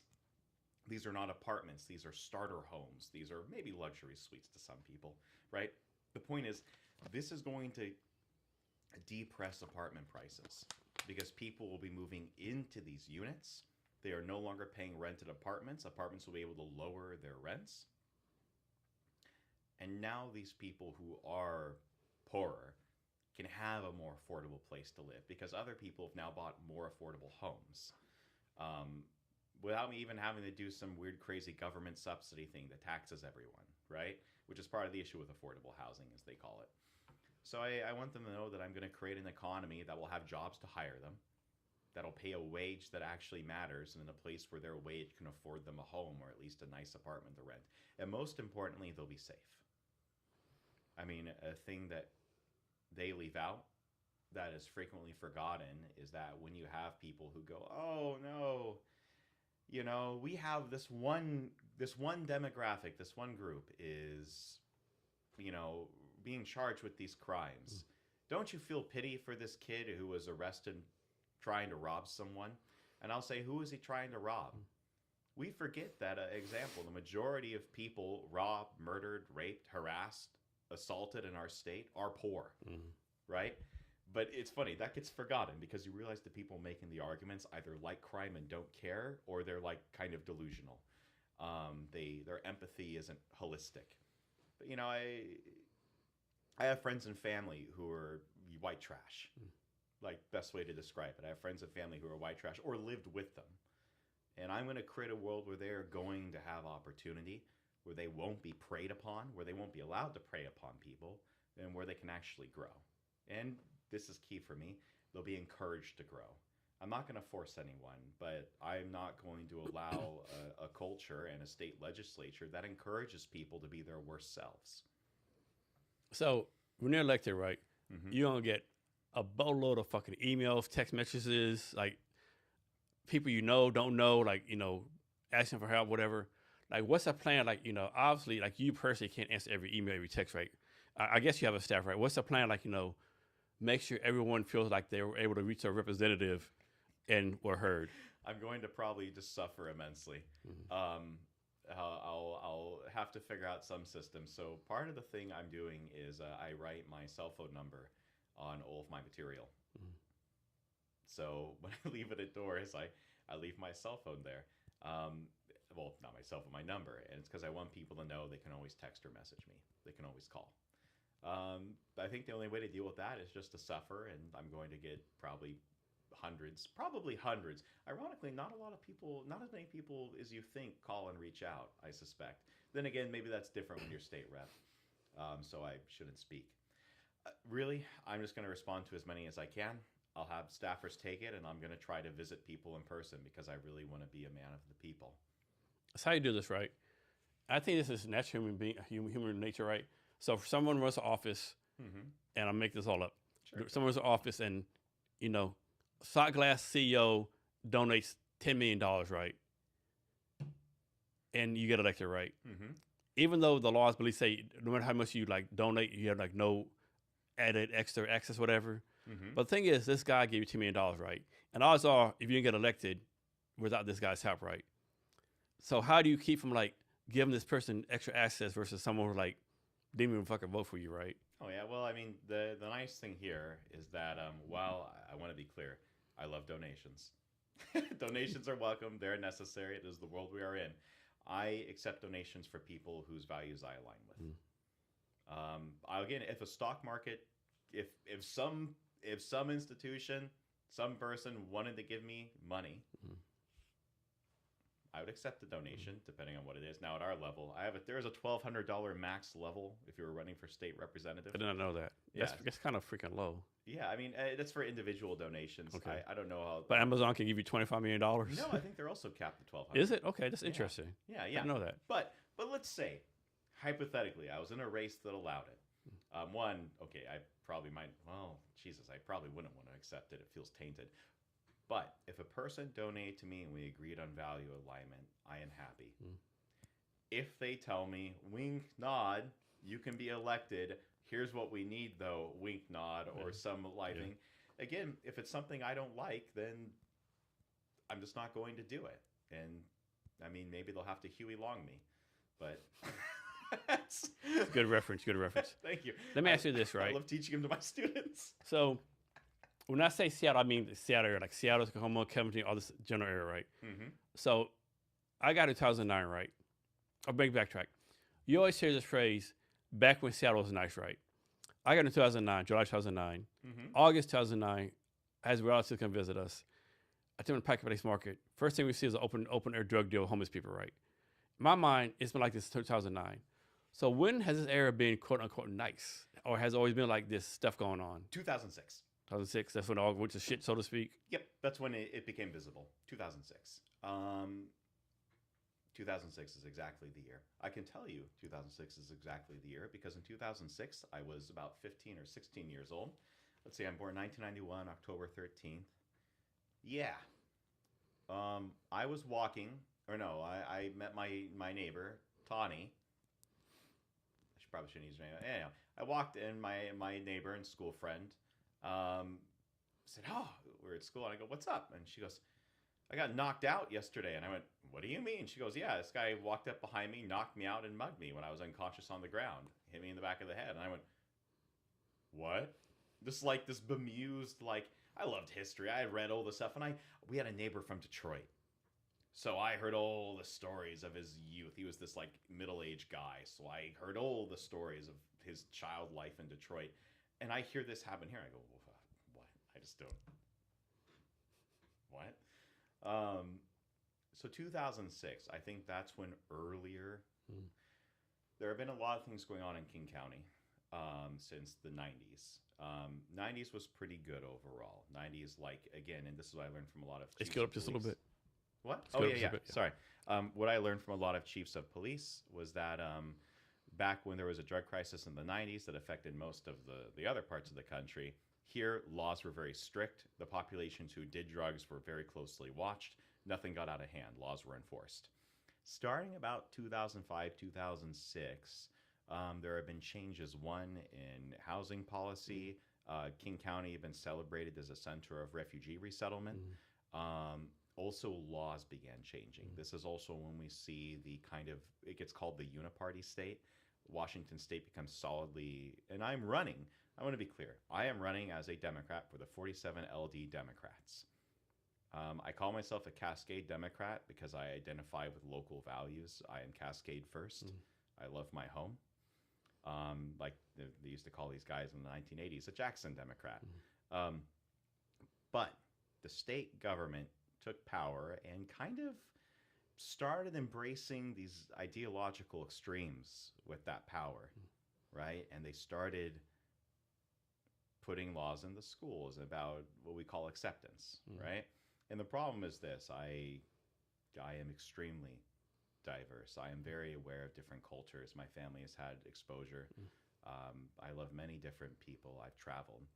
And I'm aware how every society keeps itself safe and how they manage themselves. But we had people here passing laws that said, no, actually, a good, fair, accepting society allows open-air drug dealers. You allow these things. They start restricting police from what they could do. It's not big in 2006. It's starting. And then 2009, Pike Place, you see an open air drug deal. 2010, you get a little more. 2012, you get more. 2016, that's when things are like noticeable. That's when Seattle starts getting its reputation as the homeless capital of the world. And that's when Seattle adopts their plan where they're going to do a housing first policy. They have 10,000 homeless people. They're going to build 50,000 units of housing. They spend $6 billion. 10 years later, they built 5,000 units. The homeless population was 20,000. And there's still a fentanyl crisis. So let's talk about what's being called the house industrial complex here, right? Where it's like, all these nonprofits. I mean, maybe they have the best intent in heart, maybe they don't. They're getting millions of dollars. Everyone's working, they're getting figure incomes. It seems like, but yet, based on stats, things are getting worse. Yeah, I mean, you've hit it. The homeless industrial complex is real. And I think what makes it really sad is there are a few very, very serious, dedicated, nice charity groups and NGOs that try to help people. There are places like, I think it's called Vine Maple Place. Do you know a lady named Andre Flores? She runs Reheart Seattle. Yes. Yeah, she was on here before. Yeah, she's like she does some fucking great work. Yeah. Thank you for mentioning her. She is amazing. We spoke in person. Yeah. She's actually close. So my consultant is Saul Spady. Mm-hmm. Yeah, we need to have him come on a podcast too if you can make that happen. He would love to. Saul Spady is fantastic, and he actually is the creator of the King County Quality of Life Coalition. So when he found me in my last election, he was like, "You've got great values, Logan." Thank you for recognizing that. Thank you. He goes, "I'm going to help you put it in tight, nice phrases instead of sprawling philosophies." But he actually helped them raise $5 million. The work certain people do, it's just fucking amazing. And the fact, just me, it's like they don't get enough credit for what they do, right? Mm-hmm. And the stuff they see, the trash they pick up, it's just amazing. Like, yeah, it's fucking disgusting, actually, right? Yeah. Well, and this is what sickens me. We have a state that basically preys upon the goodwill of people. We have these wonderful, incredible people who in any normal age of human society would be helping their community, the people who are down, they help them, they get them back on their feet. But our laws create perpetual chaos, and they can never fix it because they're stuck doing constant maintenance. So I think those are the organizations, and Andreas Suarez I want to work with. Mm. The other ones, I think, kind of have a parasitic relationship. And the trick there and the way to solve it, in my opinion, is, again, to kill the homeless industrial complex. Mm-hmm. We do the 6 months in voluntary rehab because people connected homelessness to housing. Homelessness is a drug addiction issue. 80-90% is a drug addiction issue. Like you said, that the guy who was there 13 years, he was not in his right mind. He was never going to be in his right mind. We address the mental health issues separately, and we build housing, and we build housing for stable people. Once we have them through that 6 months of rehab, now we have the actual charities that are effective. They can come in, they can sit down and work with people during that time, get them job training. We can get them in transitional housing that we can actually develop after they're clean, so it doesn't become an opium den, right? Or a drug den, I should say. Opium's out of style by 100 years. But then we can work with them instead of this just graft. It's just immense graft, right? And then it's unfair because then the organizations that are trying to do something aren't getting enough money to do it because it's going to a dozen other parasites. So educate me real fast, right? You get elected, right? In the state legislature, let's suppose there's a committee on drug addiction, right? Mm-hmm. Do the Democrats have one committee for drug addiction, and Republicans have another committee on drug addiction, or is it a combination of Republicans and Democrats on the same committee? Oh, gods. I honestly have no idea here. My suspicion is that it is one shared committee. Mm-hmm.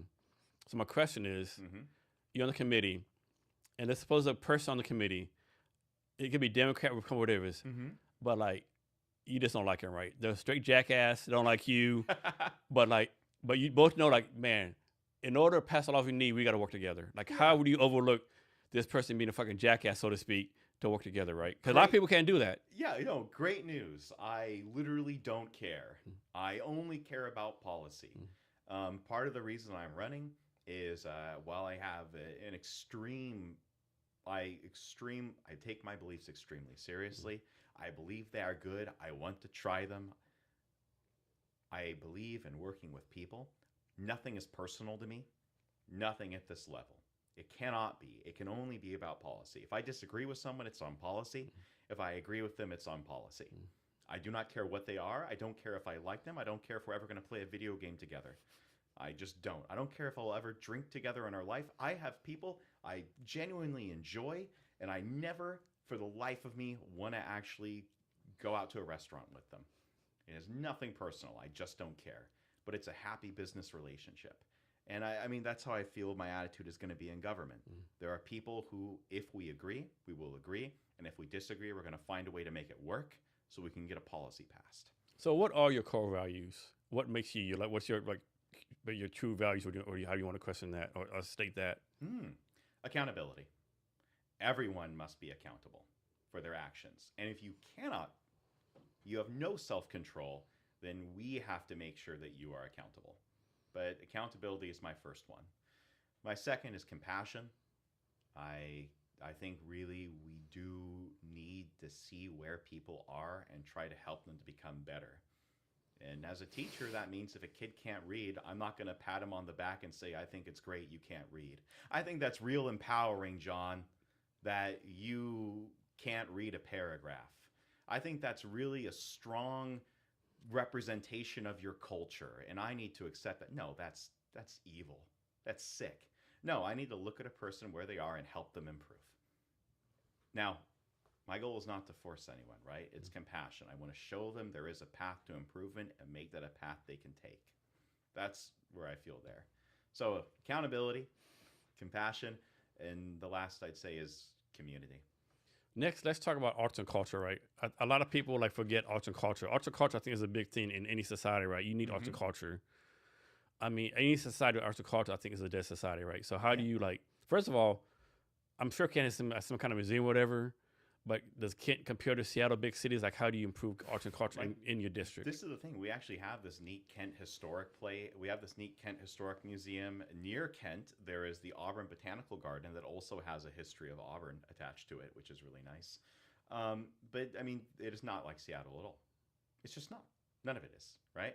And while there's a scale of population, we still have 150,000 people in this 47 district. Kent has like 80,000, 100,000 people.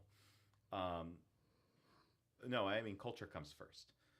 I mean, what I want to do here is, again, we have it's called the King County for Culture Fund.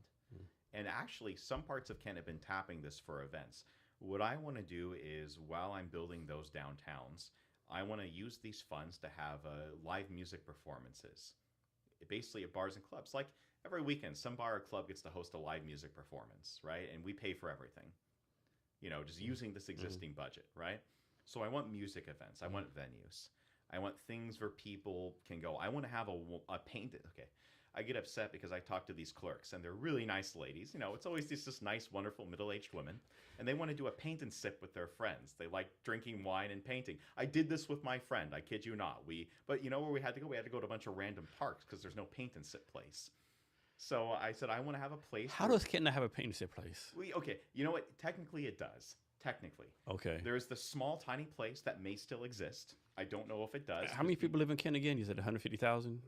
It's like 80,000 to 100,000 in Kent, and then like the other 50 are between. For some reason, I thought it was way big. I thought Kent had like 200,000-300,000 people in it. It does have a lot. I might even have the number wrong. It's definitely this is up 100,000, something like that. So I just want to have a consistent paint and sip place that's easy, walkable, right there. Again, when I build the downtown town square, whatever, right there, paint and sip, and then have a freaking a ceramic studio in it. I just want things where people can make things, right? I want workshops. I want to celebrate the middle class Yalemen. I want artisans down there just having fun. I want musicians performing. I want safe, beautiful, giant sprawl. We have a Japanese garden, and it looks like it's like a 20-foot by 20-foot patch. No offense to Kent. They did the best they could. But in my heart, it makes me sad because I feel bad for our Japanese sister city.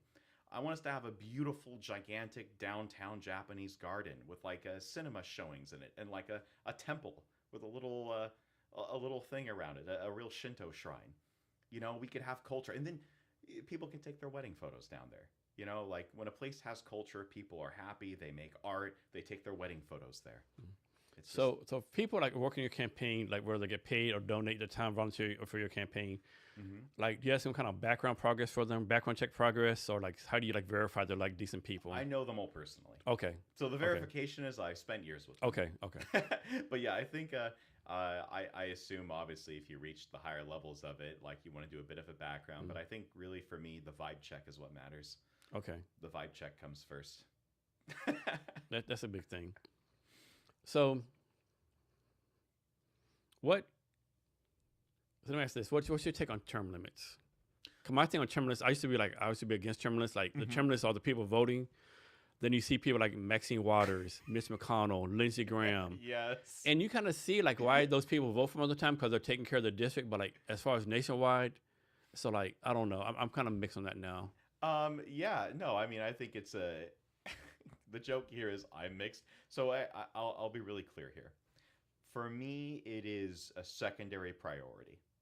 The first one is drugs and housing, right? Give me just a second. Yeah. Oh. Sorry about that. There you go.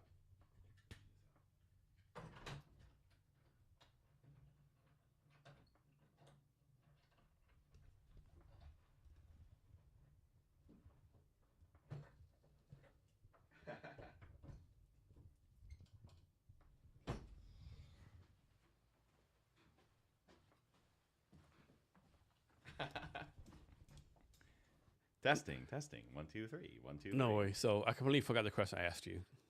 Oh, it was it was about term limits. Term limits, yeah. What's your take on that? So again, for me, it's just a secondary issue. I'm interested in it. I think there's a lot of the problem is arguments go both ways, right? There's tons of room for corruption when you're in a place for 20, 30 years. And I think also there's a little unfairness in the incumbent being able to kind of hack the minds of people because people naturally vote for an incumbent, Yeah. right? And doing that for 20 years. But on the other hand, I've been told by my coworkers and other people how they really do love their representatives because they have experience with the system, right?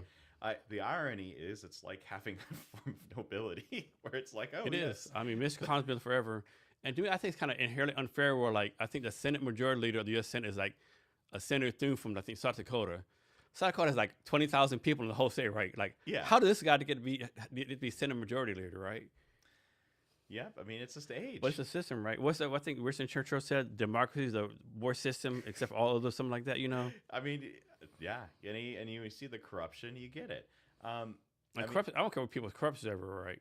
Yeah, It's like no, it's true. It exists in all systems. I mean, it's like I would say my position here in office. One, I'm never going to mention it until I win my war on the drug crisis, on drug addiction. When I make my community safe, when the drug addicts are happy and in treatment and having normal lives again, and when people have homes. When that first battle is done, then I want to deal with the economy. When the economy is done, when all these things are good, how do you define it as everything's safe? Like, is it based on certain stats or metrics? Are you gonna go out and can't like, oh man, I see no homeless people, no drug addicts? Like, how are you gonna find that goal has been met? Both, literally both, right? I mean, the simplest. I like there's a quote on this once. An anecdote. Sorry, it was a statistics. Statistics is collated anecdotes. So what that means is like when I have a statistic that says, oh, you know, the crime rate has dropped 65%. That's 500 people who were not reporting, right? 500 people. And I think it's a challenge too, right? A lot of times people say, oh, the stats went down. Is it because people are so mistrustful of the system, the police, that they stop reporting? I would say in the current case, we're dealing with both. On the one hand, they have had more strict application of laws and like they repeal. Example, the person currently in the District 47 position, the incumbent, and a lot of state legislators support basically outlawed police pursuit, right? And that led to this huge skyrocket in just car theft, Because again, obviously, people steal cars; they commit crimes when they have stolen the car. Then they repealed their banning of police pursuit, and then it just tanked. Right? People stopped stealing cars for the most part. That one completely true. People say criminals are dumb, but a lot of times criminals are not dumb. No. I mean, they know the laws. They know what they can get away with. This is the joke. Dumb criminals know when they can get away with something, and they know when they can't. And usually, the dumber ones will avoid committing a crime unless they're hyper impulsive. Yeah, no, it's just sorry, where was I going with this? Oh, yeah. So the problem is, in our current demoralized state, we have a lot of people who don't report theft. They just don't. It happens too often. The police can't help them because the police aren't allowed to help them, right? Police are only allowed to arrest good middle-class people who break some rule that upsets someone in the state government, right? If you defend yourself too hard, it's just sick. I saw a neighborhood being terrorized by this 6'2" squatting drug addict who would run around shirtless screaming at them. And I was there with a police officer. He couldn't do anything. I'm there staring. I can't do anything. The homeowners are freaking out because they know if they do anything to this guy, they'll be arrested for assault. And that's just so backwards. Oh, yeah. Well, we know the state prosecutor. Well, and yeah, we know who the prosecutors will prosecute. And it won't be the 6'2" terrifying Nope, addict. because you violated his rights. Yep. Supposedly. And his rights matter, not yours. You don't have rights. So define what is a Cascade Democrat. So a Cascade Democrat to me, and this kind of fits into the vibe check, right? No one is happy with the legacy parties. No one. Everyone, there are some people who are happy. We don't like them. The legacy parties are associated with, Epstein is the most, Epstein's new. Epstein's just the joke there, right? Yes, okay, great. All of Congress went to Epstein's island, except was it Thomas Massey or something, I think? I think Thomas Massey's the only guy who didn't go or something like that, whatever. So no one likes them. And then in Washington, we have been run by the Democrat Party and state legislature for definitely over a decade and a half, something like that. And they have done this. They had full control of state policy. Every law that was passed here was a law they supported. And it caused the problems we have today. It caused the drug crisis. China was shipping in cheap fentanyl. Washington State had the chance to address that, and instead they did everything possible to make sure more people could get it and do it. They passed taxes that collapsed businesses and drove people out of here. They are responsible. Now, the issue there is that I think the whole what if this other party was in charge? They would never have allowed it. I don't really know about that. That's part of the issue with the two-party system, right? The big thing for me, though, is that as a Cascade Democrat, I am saying that I care about the core values we have of loving people, loving their rights, their freedoms, their right to be themselves. But I reject the policies of the state government. I am not going to let them keep killing people. I am not going to let them keep passing laws that make it so people cannot afford to live in this state. I am not going to let them drive out the corporations that are the engine of our growth. I'm going to fight it. So having said that, it's like those other Democrats, all a part of the Democratic Party. Can you realistically get the support of the Democratic Party for your run? The nice thing is the state party really, and this is again true of a lot of the legacy party. Here's the joke. People might hate Trump, and I think we can all agree that the modern Trump presidency is an extreme betrayal and letdown in so many ways. But when Trump was running in 2016, there are a lot of Republicans, establishment Republicans, who despised him. And they despised the people who voted for him because they were ruining their comfort zone, right? They just wanted to do things like they had always done it, the way Bush had, whatever, right? And they deserved it. They deserved to be punished and shaken up because they had betrayed the people repeatedly. And I think that's what we're seeing in Washington State. That longstanding, proud Democrats, people who were foundational to getting the Democrat Party in power here, are now as betrayed and feeling as betrayed as everyone else in the state. That the years they put in, they have had spit put in their face, that they have been accused of, betrayal, that for daring to stand up for their local health, local well-being, they're accused of, their local values, right? They're being accused of falsely accused of racism, of just of being forced to see your business fail, having to deal with, Kent has 6-hour train shutdowns like frequently because some guy died on the railroad track because he was ODing and the train hits him. And this happens routinely. I've been there. You've seen it. I've been there. We're on the train. We got to wait. Somebody tried to cross the train. He got hit by the train. Yeah, there's a gang. There's this gang that goes around that's braining homeless people. Literally, they cave in their skulls with something. And it gets reported as like a suicide or something because what the hell are you going to do about it? Yeah. With the current state laws. But people see that. And eventually, like, the loyalty a person feels to, like, these higher state legislators who represent the party starts dying. Because, like, what are they doing for you? So I think that's when I say a Cascade Democrat. I am a Democrat, but I care first and foremost not about state policy, not about federal party dynamics. I could care less about them. I care about making things good here. So how do we stop this? And once again, my opinion, right? It just seems like the Democratic Party, the far left liberals, right, 1%, fucking batshit crazy. Mm-hmm. Conservative Republicans, far right, 1%, batshit crazy. This 1% each party seem like they dominate politics, right? They seem they dominate everything. Like the left, transgender, gender roles, let everyone do what they want to do. The conservatives, like, do what they like. It's like what most people within 80%, like, they don't want this shit, right? But it's like it's shoved down our throat. So again, this is part of the beauty of my campaign, and I do hate to say it. I think in any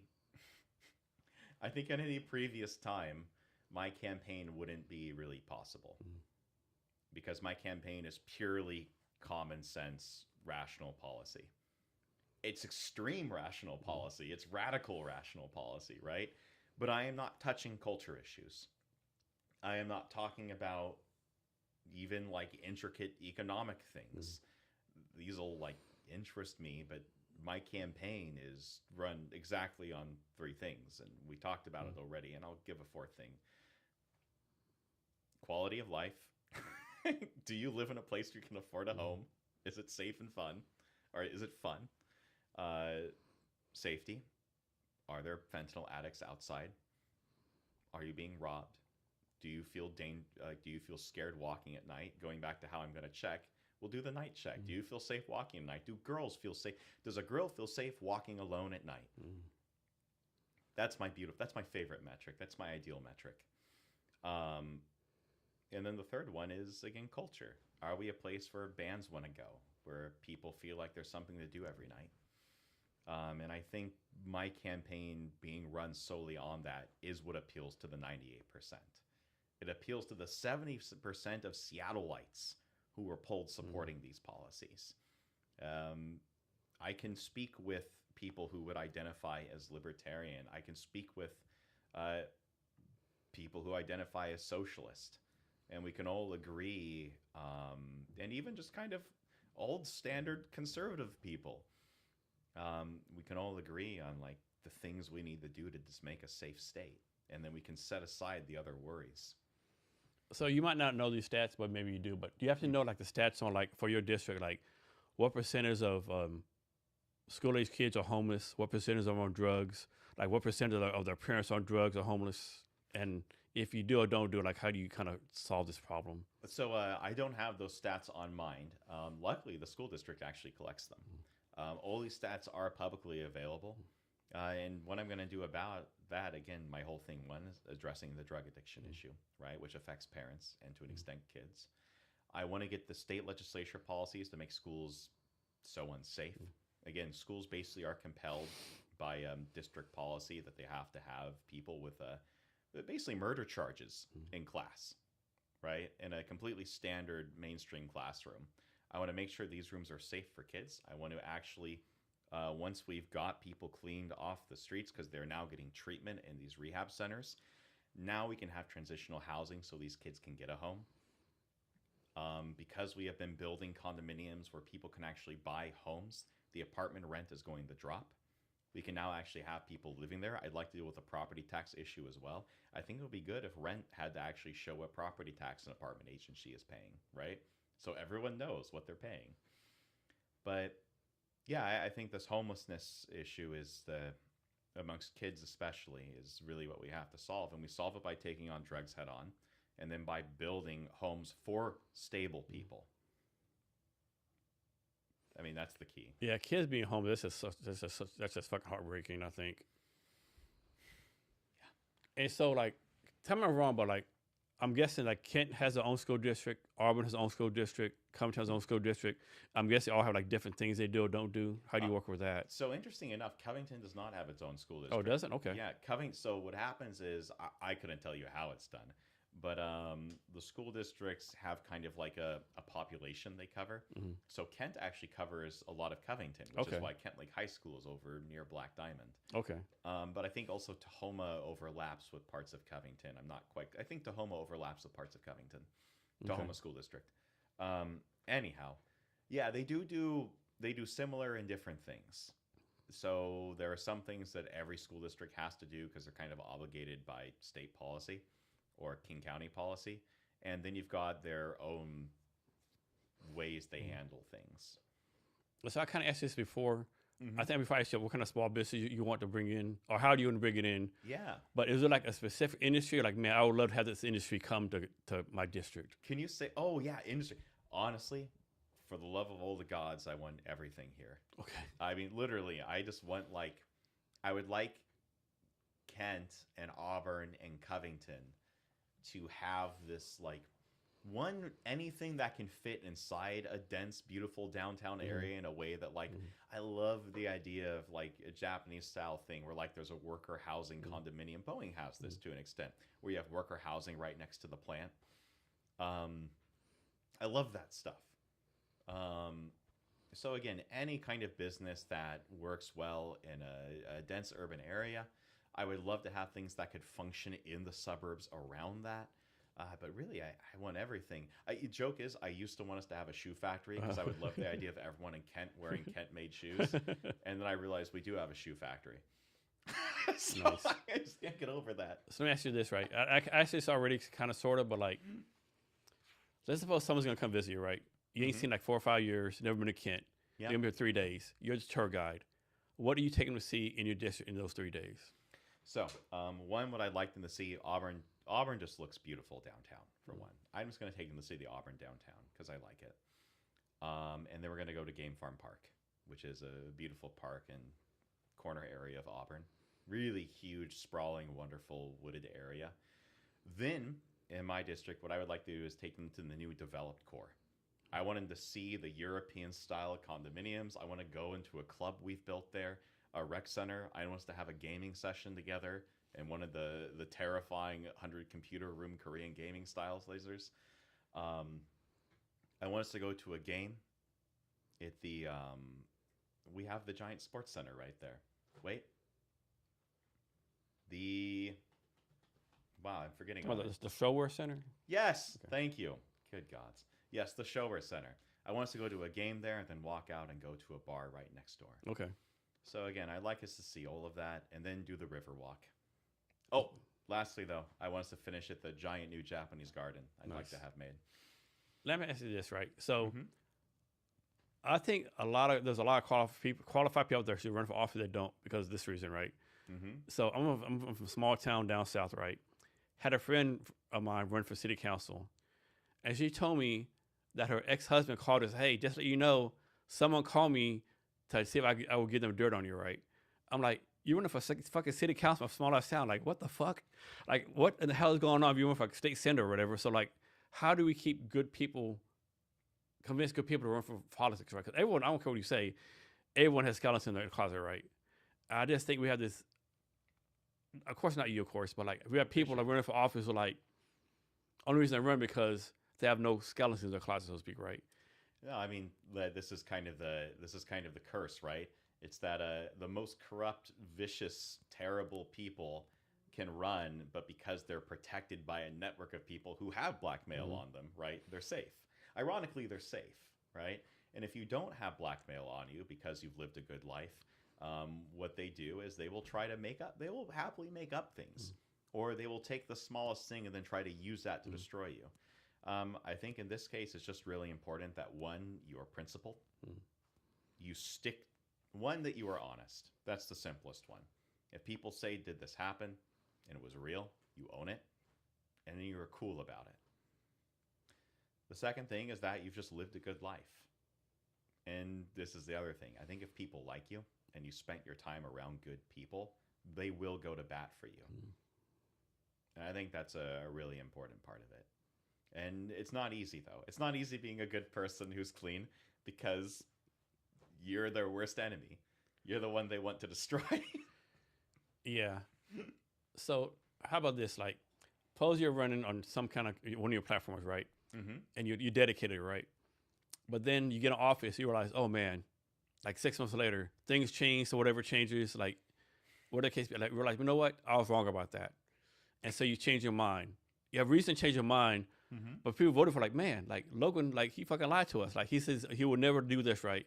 Because circumstances, whatever the case may be, you get more information. Like I have to change my mind. How do you explain to your voters, like, you know what? I changed my mind because I actually have a damn good reason. So the one thing I make clear to everyone. So again, I am extremely dedicated to my 3 strikes, 6 months of Alderman. I'm extremely dedicated to my 20 stories within 5 blocks of major transit centers. I am extremely dedicated to saying no new taxes and ending some of these for things. the first George Bush. Yeah, right? But one thing I also make clear to people that makes me a bit different than what I'd say a lot of state legislatures leaders is that I am good with experimentation. If I try something and it does not work, then it failed, and I will own that failure. What I will not do is 6 years in, after spending $4 billion, failing each year, things getting worse and worse and worse, be like, all we need is another 4 years of this. So I feel like, one, just telling people I am going to try different things, and if something does not work, I will say it did not work. I will be loud about it. I will be obvious about it, and I will say this is the new thing we're trying and why. I think that goes a long way to it. But I also think, and this is hard to say, I feel like there are some things where people say, oh, I have to change it. I feel like sometimes it's better to die on your own sword. It's better just to stick it through and, For all the stuff you want to do, to the people. All the stuff you want to do, all it's going to cost some money. You have like some kind of budget amount already, some kind of financial analysis. You went through people already to figure out low taxes, raise taxes, or whatever the case may be. I mean, so there are some budget things I've looked at. So one, obviously, Washington State spent $6 billion utterly failing in their attempt to reduce the housing crisis and deal with the drug crisis. So I'm happy to take that budget. I will just cannibalize and use most of their, what I'll say, healthcare support, drug crisis, homeless service budgets. And I will use that for my program, which is meant to actually solve the problem in a meaningful way. Regarding other things, I mean, the real simple measure, and this is it, we are going to have economic collapse. It's going to happen soon. The large corporations are leaving. In 4 more years, a lot of our highest taxpayers, like normal homeowners, are going to be leaving. There won't be an option. Washington is going to have to make cuts.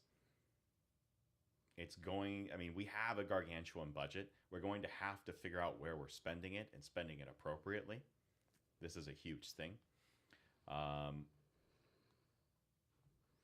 Why do you think you see this but other people don't see this? Well, I think they're just the problem is the people running it just don't care. They're isolated from it.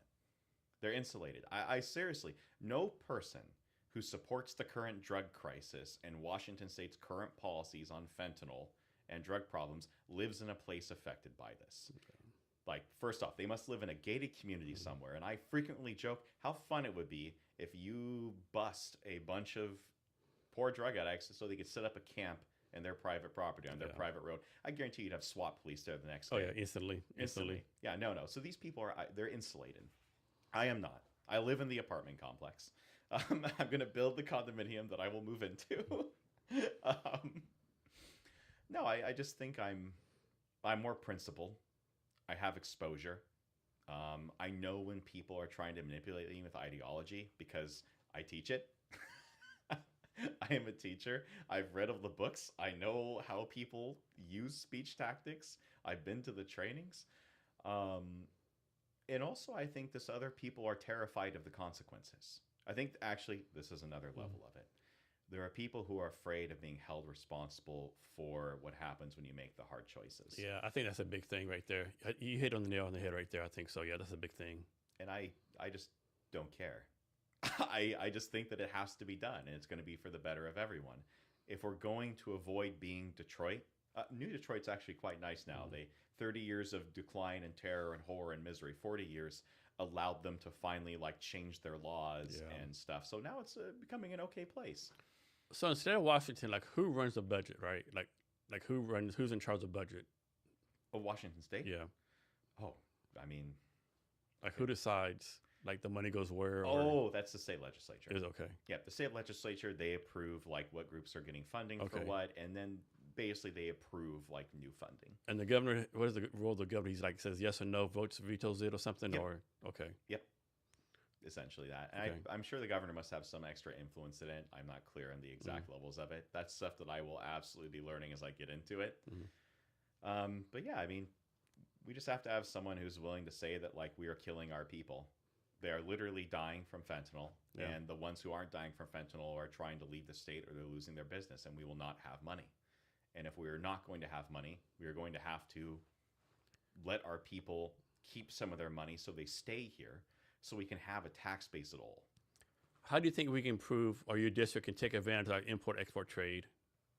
Oh, God. Well, I mean, okay. One, obviously, we're manufacturing. We have companies like Exotic Metals. Exotic Metals, I have friends who work there. Exotic Metals, they're not a subsidiary of Boeing, but they're a contractor that produces like, literally exotic metals. They produce really advanced alloys using high-end forges. So I would like to make sure Washington is involved, one, in just really improving our agriculture, bringing back those happy floodplains, making sure agriculture is protected, making sure we have industry. That's the main export side of it, I think. That's the key exports. And honestly, like, I couldn't tell you what other things would matter. Like, when I support the Yeoman artisan, I'm not really planning on Etsy from Kent, Auburn, and Covington making it big in China. Be great if they did. Like, props to them. Yeah. That would be peak. But really just making sure our manufacturers stay here, that we expand that, and that our agriculture stays protected. Import. Sorry, is that what you mean when you say import, export? Yeah. I also plan on destroying the drug trade. Especially the one for China. Yeah. So whatever money, whatever people are making their money, making their bread from dealing death. I'm sorry, you're gonna suffer in this new economy. So I know there's a thing called the Tacoma Trade Center down in Tacoma.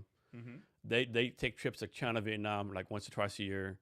I know Seattle Chamber of Commerce does it. Seattle Trade Association does it. Is there anything from Kent, Covington that like takes trips overseas, like kind of go to China, Vietnam, China, whatever the country is, like, so, hey, this is Kent, do business. I know with us. For sure. Some of the mayors do actually do trips abroad. I know they do them with sister cities, and that there's an economic relationship. You said Kent has a sister city? Yeah, Kent has a sister city of Tonba, Japan. Okay. And I believe I'm less informed on Auburn and Covington. I'd like to know more. I need to talk more with them on this. But I mean, part of my thing, yes, I would like to have more city-to-city relationships, getting more of that trade in. Actually, this would connect to improving the ports as well. Our ports have been in decay for a while. Does Kent have a port? No. Kent does not. This would be more like state policy stuff, supporting the legislature in Tacoma and Seattle. Because the more imports come to Seattle, I hate to use the term trickle-down effect, but, it's true. Manufacturing, ship stuff out, agriculture ship stuff out. The joke is trickle-down is real. I mean, is it real every time someone uses it? But sometimes how small is the fucking trickle? Yeah. Like, there are people who say it, and they do not mean the same thing when, like, we say it. Like, oh, yes, okay, a good port leads to us doing good exports and good imports versus, like, no, if I have $10 trillion, trust me, it will trickle down to you when I hire your children to be my gardeners. Yes, exactly right. I will feed them scraps from my very nice table. It'll be the exactly finest. Right, yeah. I know, right? Yeah, exactly. Oh, sorry, I won't hire your children. They won't work for a low enough salary to be my gardener. Don't worry, I'm sure it'll trickle down to you somehow. Yeah, and that's the challenge, right? Yeah. So one thing, like this area, there's a lot of opportunity here, I think, right? There's a lot of opportunity. There's a lot of potential. And this is what's so frustrating sometimes, right? Because people, you see the potential, you see opportunity, like, man, like it's like everything's here. Like, so let's think it all together and make shit happen, right? Yeah, I agree. I think it'd be actually one of my key things is really standardizing things. I want to have better communication between the cities. I want to have solidified permitting. And I know there's this balance where the cities feel they've been forced by this. The problem is, I get it. We fight for local protection at the city level because people are aware the state does not have their best interests in mind. The state is trying to screw people over. It takes money from the cities to use for their own programs that do not benefit the cities. The cities feel hurt, they're offended. Um, they want local power. Mhm. What I want is I want standardized things like good zoning. I want standardized housing. I want standardized permitting processes where people can look and be like, again, here is the home edition that I want to do. It'll cost this much. This is Plan C Home Edition. And it is true in Auburn, true in Covington, true in Kent. And maybe with some local variety for like, I want a standardized system, right? But I also want it to be a place where the cities know that they aren't being abused for it, right? That's where I want to push the good urban infrastructure development. I want to push the punishment of crime, that drug addicts are removed from the streets. So the cities know that when there is a standard process, it is for everyone's benefit. And not because I'm trying to dump, I have to emphasize this again, a Section 8 apartment complex in the middle of their neighborhood that's going to skyrocket the crime rate without actually addressing the housing needs of their children, who won't even be able to get a room in the Section 8 apartment complex, right? Yeah. It's I think we need better coordination and better standardization. So how do you solve this, right? It seems like in the state of Washington, there's actually two states: Western Washington, west of Cascade, and the rest of the state, right? Mm-hmm. It's like Seattle has a population of power. They pretty much, like, lack of a better term, they kind of shit on the rest of the state, right? Mm-hmm. And like, I don't know if you want to fix that because you don't want to take your own district, Mm-hmm. Another thing too, like people don't realize, like, is it Spokane or Spokane? How you say that word? I always say Spokane. Spokane, okay. And so I went there for people don't realize how bad it is in Spokane, right? I went for my nephew's wedding 2 years ago. Oh, wow. And like, I got at 8 in the morning, I drove at 8 in the morning. Mm-hmm. And like, I would feel safer walking to Pioneer Square at 3 in the morning than driving to Spokane at 8 in the morning. It was fucking ridiculous, right? Mm-hmm. And so this is just not a Seattle problem. It's like almost a Washington State problem. So It is. I know I'm kind of all over the place, but how do you like help like people work together across state lines, not state lines, but Yeah. mountain lines, we don't want to call it, and solve problems across the board? Yeah, I mean, so this honestly, the hardcore solution is, I'm going to say, effectively impossible because this gets to like hard what localization looks like. Mm. Okay, this is history fact. The Archduke Franz Ferdinand, before he was assassinated, looked at the Austro-Hungarian Empire, and there were complaints, right? People in the Hungarian side of the empire were claiming they were being mistreated by Hungary, basically, saying, hey, we want local representation. And the Austrian side was doing pretty good, but you had a bunch of local ethnic groups that are saying, we want representation. So what he decided to do was he was going to create the United States of Greater Austria. Mm.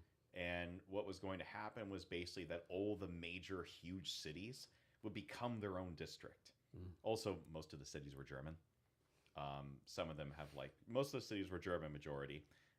So and some are Polish. So all the cities would become their own district. Then each of the other regions via ethnicity would be like broken up into states. And I think that was a solution that made perfect sense for the situation they had. And it was a lot better than what did happen, which was World War I. The complete implosion and death of tens of millions of innocents. But in Washington's side, I think the big thing here is getting state representatives on the West Coast who have those population centers who are able to address the issues that are affecting everyone and working together. I think the problem is there is this attitude of supremacy. I've dealt with people who said they are happy to hear that votes in other parts of the states are not counted in a meaningful sense, that they don't want their votes counted. And that, to me, seemed like comically arrogant, especially from people who like to, in their opinion, defend voter rights, right? The same person will say it's very important that everyone is allowed to vote. And then in the literal same conversation, say, I don't want people who disagree with me being able to have a vote that matters, right? Anyhow, my big thing there is by winning here on rational policies, I can I can work with the other state legislatures on putting the shared policy in place to help Spokane, to help Seattle, to help Kent. And then we can force out the people who have this is the other thing, Seattle is an anomaly in a sense, right? Cities haven't always been a source of insane rulings and regulations. Like, this is recent, this is new, which means it can also be undone. And again, like I keep saying, Seattleites are polled 70% supporting dealing with the drug crisis in a serious way. I mean, I always hear the stories about people I know now, like to grow up in Seattle, like, man, Seattle should have a fun, we should go downtown, have a fun time, we should do this, go to raves, like concerts, like, that's having a blast, right? Yeah. So I think this is how Seattle should be, right? So I actually went to the Seattle Super Bowl parade. It was like 2 blocks from here. Wow. It was such a fun time, man. It was like people out, I mean, I don't condone kids drinking, of course, you know, but kids were drinking, right? Everyone have a good time. Like, it was so crowded. It was just a blast, right? And people were saying, like, this is how Pioneer Square used to be. And we have to get back to, like, people just have a good time, have fun time, right? I agree. That's it. It just needs to be fun. Yeah. And the state, this is only, the state doesn't have to be separate. It doesn't have to be just divide between the rural and the urban centers. I mean, the 47th district is urban and rural. That's why they call it a purple area. And again, the thing too is people ask me, they say, well, you know, you seem like, we really like you because it seems like you can walk across the aisle and shake hands with people. And my thing is like, I keep not imagining it as an aisle. I just want to work with people on good policy. Yeah. You know, I want everyone in the state, like, speaking the same language, right? We want safe cities. We want homes that families can afford to live in. We want families staying in the same area together. We want business. We want justice. And then I want people to loudly have to disagree with that. Yeah. And then we can all look at those people and be like, why would you disagree with this? So the person you're running against, she's incumbent, right? How long has she been in office? I would say about seven years. So what's something she's done that you actually like, you know what? She got this right. Like, she was correct on this. She does support the schools. Okay. Part of the issue, though, is it's not real support. I haven't heard. Honestly, okay. The real thing is that I appreciate that she aggressively sticks to her values. I disagree on those values and their consequences. I'm trying to even think of something that I admired. Eventually, this the incumbent, my opponent, had come around on. No, actually, that was a betrayal too. Sorry, I just keep thinking. I'm trying to think of something positive. No way. So off subject, right? Obviously, you know who 50 Cent and Ja Rule is, right? Oh, go on. And so you know how they had this big feud going on all these years, 50 Cent, Ja Rule. Oh, sure, yes. And so 50 Cent was on a late night show, and the late night guy said, "Hey, 50 Cent, give me one good thing about Ja Rule." He looked, while he's alive. That's it. Like the thing is, I immensely. She really wanted to represent her community and fight for their rights. The problem is, I've spoken with other representatives who basically say that what she has done hasn't helped their community. Okay. Are y'all gonna have any kind of debate or anything? There may be a debate. Okay. If a debate comes, it will come later in the primary. Okay. And when is the primary? Like August, I think. So yes, August. Okay. The August primary. So primary August. Primary August, and like the election in November. Yep. And people don't. The state of Washington works like.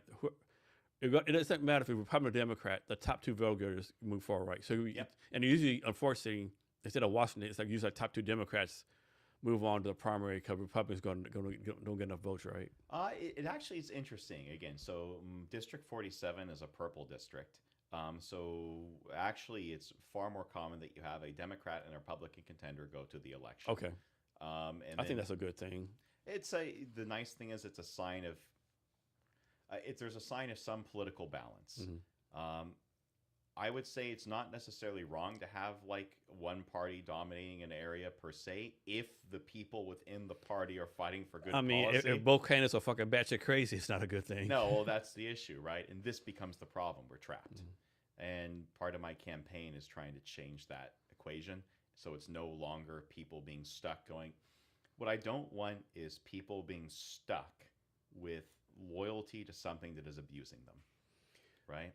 And so Democrats, they've dominated Washington like the last 10, 15, 20 years, right? Mm-hmm. 15, 20 years, yeah. So do you think I think the reason of that is because I think the Republican Party has to take some blame for that, right? Absolutely. Because like in 2020, COVID stuff going on, the Republicans ran some rural county sheriff from like Eastern Washington, right? Dude, you're running against a fucking 3-time winning governor. You're going to run a fucking deputy sheriff? You have no fucking chance of winning, right? Part of the problem is that, like, here, I'll give you a good example. Washingtonians, just in the last 20, 30 years, generally have accepted that, whatever exact personal opinion on it, they have accepted abortion as something that is legal and people should have an access to.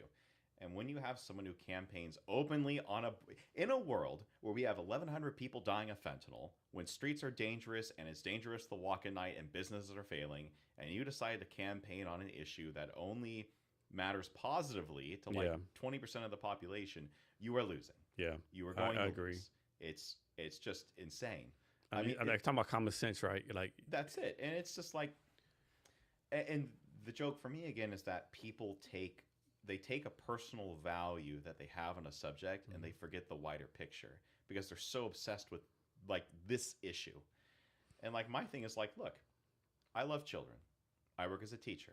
I love families. I want people to have families. What is the best way to have someone have a family? Yeah. You give them a home. Yeah. You give them a job. You make it so that a man who is between take care of his family. Yeah. Be proud, like, go to work every day, like feel like he's making contribution to society. This is it. This is it. We make a place where it is safe to have a family and when your kids can live near you. And you do that, you've won. And so back to the Republican Party, right? It's with them, right? So this last Senate election, so not Patty Murray, but the other senator. I think her name's Murray Cantrell. So her opponent was a doctor from Yakima, right?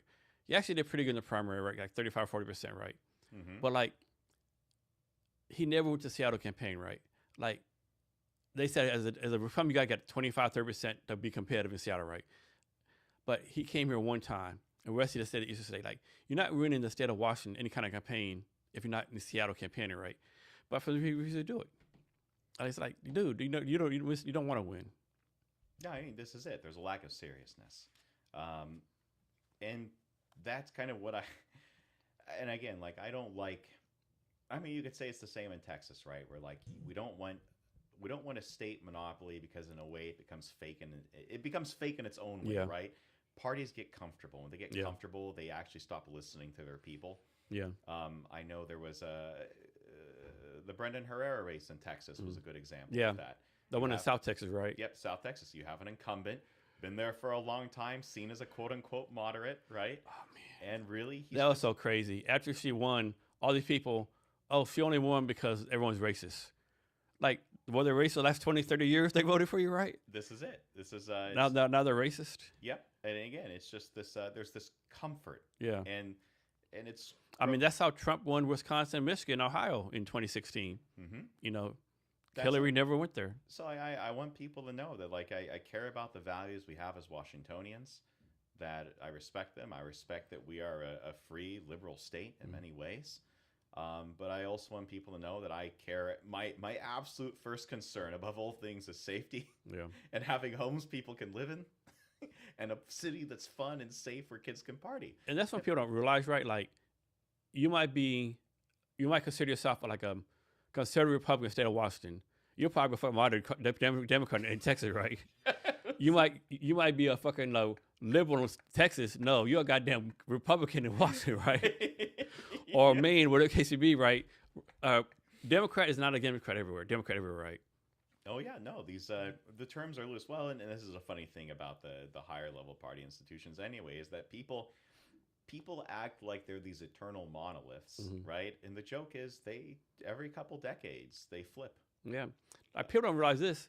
Texas, from like 1960 to 1984, was straight Democrat. It wasn't until Second George Bush upset Ann Richards in '94 that it flipped the Republican. Everyone thinks, Texas has been red forever. No, Just as 90. No, that's a long time, of course. Yeah. Just 94. It was to be like straight Democrat. Well, and absolutely, and then we get into the value talk, right?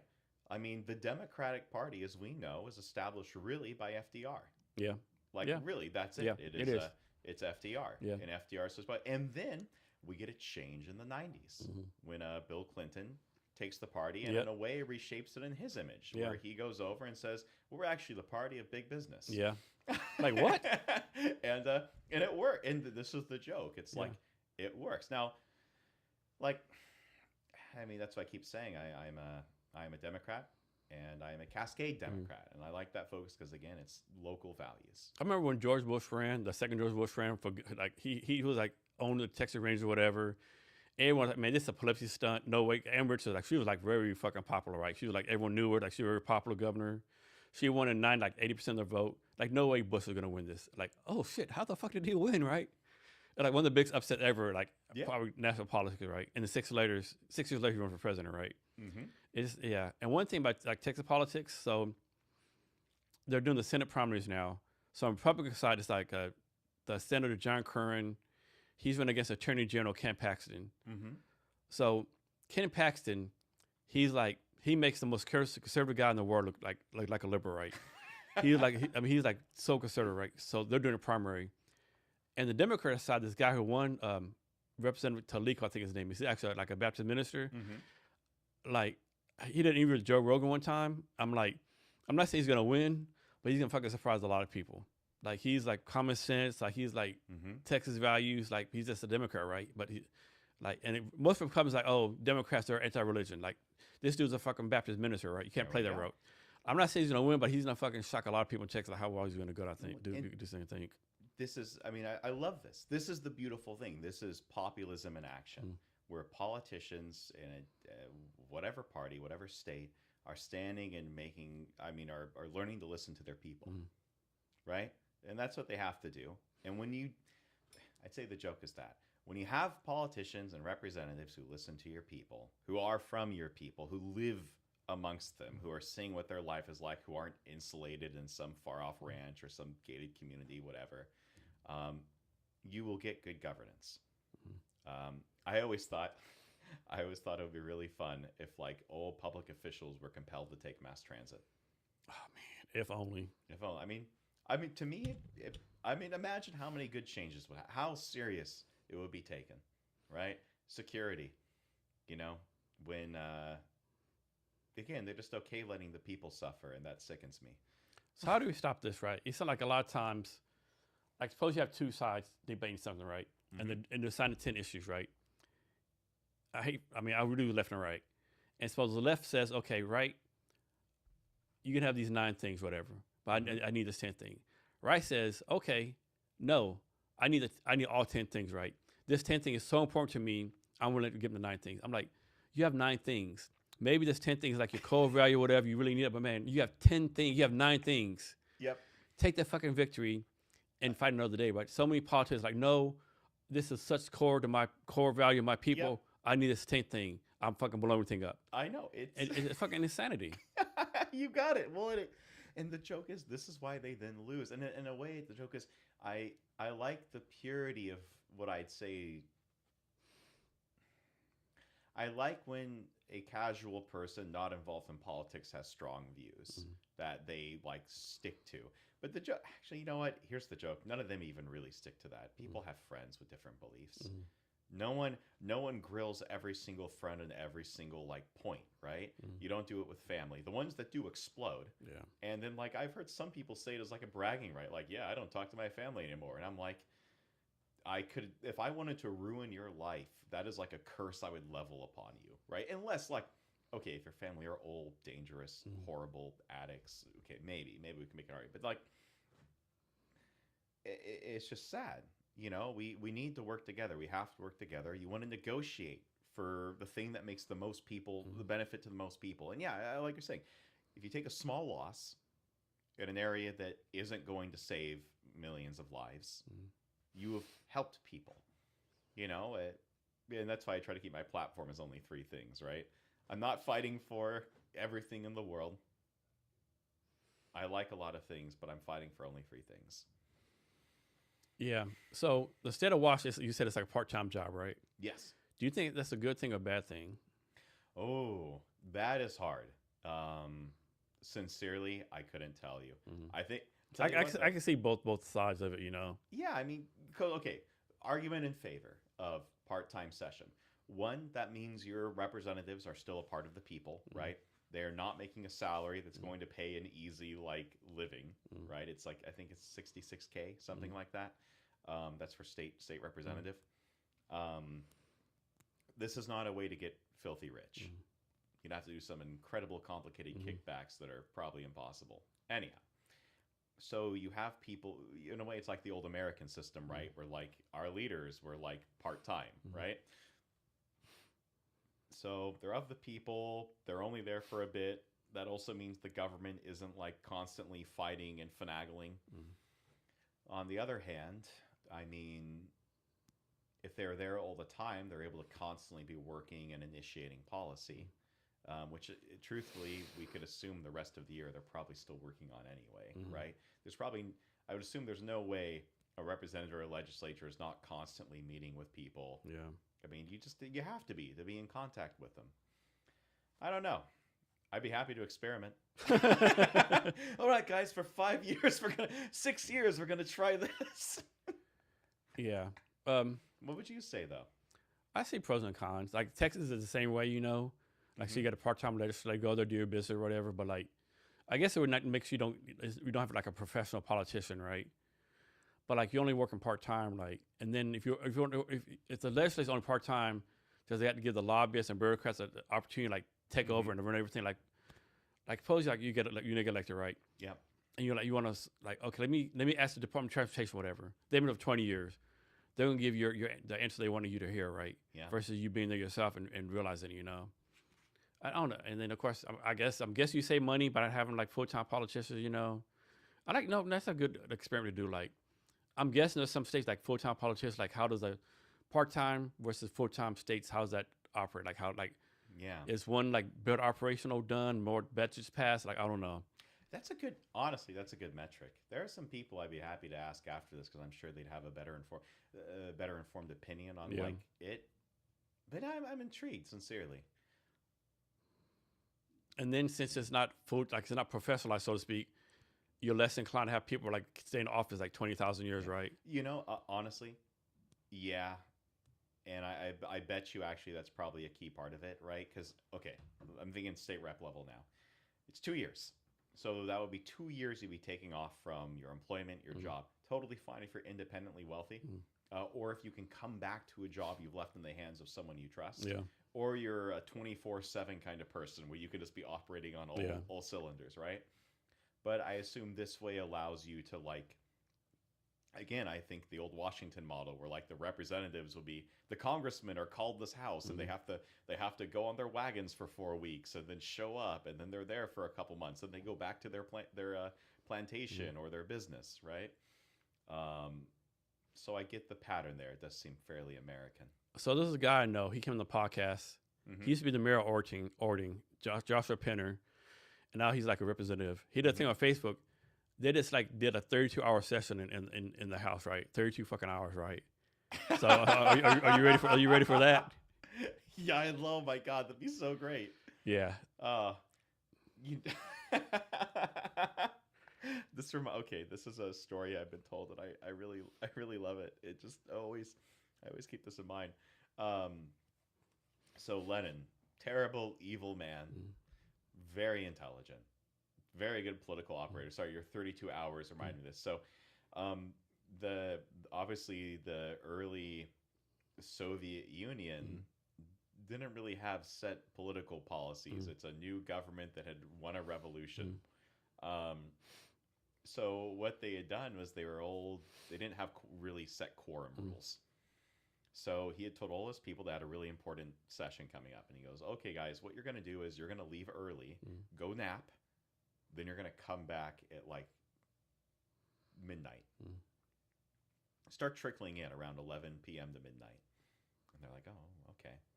So he's there and all the other like socialist parties are there and they're all talking and da-da-da-da-da.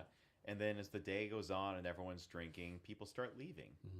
And none of them notice that Lenin's followers, the Bolsheviks, aren't really there. Mhm. And they're trickling out, and then his people start trickling in and trickling in. And everyone's talking and keeps talking, and then it's 1 a.m., 2 a.m., and then finally the room is mostly full of guess whose people. And Lenin goes, all right, we need to call a quorum. Let's make a decision. And, well, all his people were there. And everyone else was in bed. Everyone else was in bed. Sorry, that's when I think of a 32-hour session. That's crazy. How did that go, by the way? There was like, I don't know, complaining stuff. So, as a history person, how batshit crazy was the world back in World War One? It took like one assassination to start like a whole fucking complex World War One, right? So sorry, I'm almost done with this. You got it. And we're good? We're not good. Okay. We're not good. Sorry, just a second. I'm going to... Okay. Keep this thought question because I'm liking it. Yeah. So sorry. Cause like how was the war so batshit crazy? Just look like, of course, it had all the treaties and like alliances. Just like some dude getting shot triggered this like world war, you know. Oh yeah, I mean. And do you see any comparisons to 1917 to today's world? Yeah. So. Okay. I'm so sorry. This is not working. Wait. Feels unstable.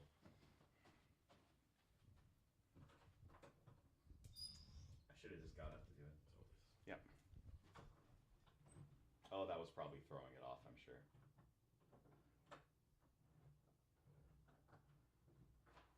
Thank you.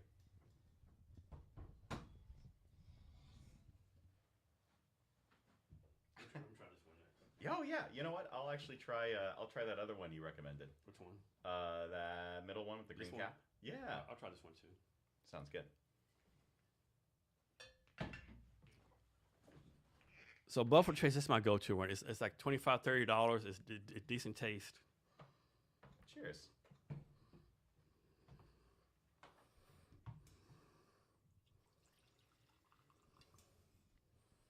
Okay.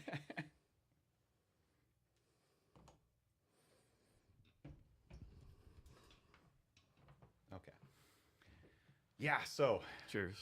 Yes. My friend. Cheers. Yeah, oh, that is quite nice. Yeah. No, it's weird because normally I will not lie. My joke is I have been called by my family Americana, like I'm the purest representation of an American, and I could not for the life of me stand whiskey. Yeah. Like it was the flavor. It was so strong. It might have been because the first time I had whiskey, I was Drinking Jack Daniels and Wild Turkey. no, it was worse. I was 13, and we had it was our coworker, or not coworker, jeez, our neighbor from Detroit, and many great tragedies. He took his own life, and to honor him, I was with he was a very close friend of all of my dad and everyone, and to honor him, we drank to him. And my parents didn't let me drink as a kid, but because Jerry and I shouldn't say his name, we were very close. They poured everyone a shot of his favorite whiskey, which was Canadian Club. Oh my God. It is that bad. It's that bad, yeah. And It's bad, yeah. that was my first experience with whiskey. And after that, I think I was forever ruined. But this is actually pleasant. I can drink it. Yeah. So I have a joke like I grew up drinking like Wild Turkey, Jim Beam, Jack Daniels, the crap ones. I always say like my mentors failed me, you know, like I didn't become a really serious whiskey drinker maybe 10, 15 years ago. Like all my friends, like they failed me, right? Mm-hmm. Let me drink Wild Turkey and stuff. Well, you unlike me, you were able to go down the path where you developed good taste for it. I ended up just going full. I really like wine. Yeah. And then like weird. I like strange Asian drinks. I like traditional like. It's just funny. But no, sorry. World War I. Yeah. Assassination and the present day. Yeah, we are in a very weird state. I think World War I was ironically. I'll say World War I was worse in some ways because the countries back then, the empires were more sovereign, and there was a lot more hope. All of these empires in Europe were on this. I mean, we've all seen photos of the cities back then. Mm-hmm. Like, the joke is life had improved so much, so much. I mean, there was cultural beauty, there was art, the structures were wonderful, there was experimentation, technology was growing, unions were starting to get stronger says and things, but even then the quality of life for workers had vastly improved for the peasantry. The middle class was really becoming a force. And that was, 1914, 1913. I mean, there were problems. There's never not problems, right? But like the Russian Empire was showing massive growth. The German Empire was improving. The British Empire was hitting problems because it turns out when you ironically outsource all your factories and rely on like cheap products from foreign countries, it causes issues.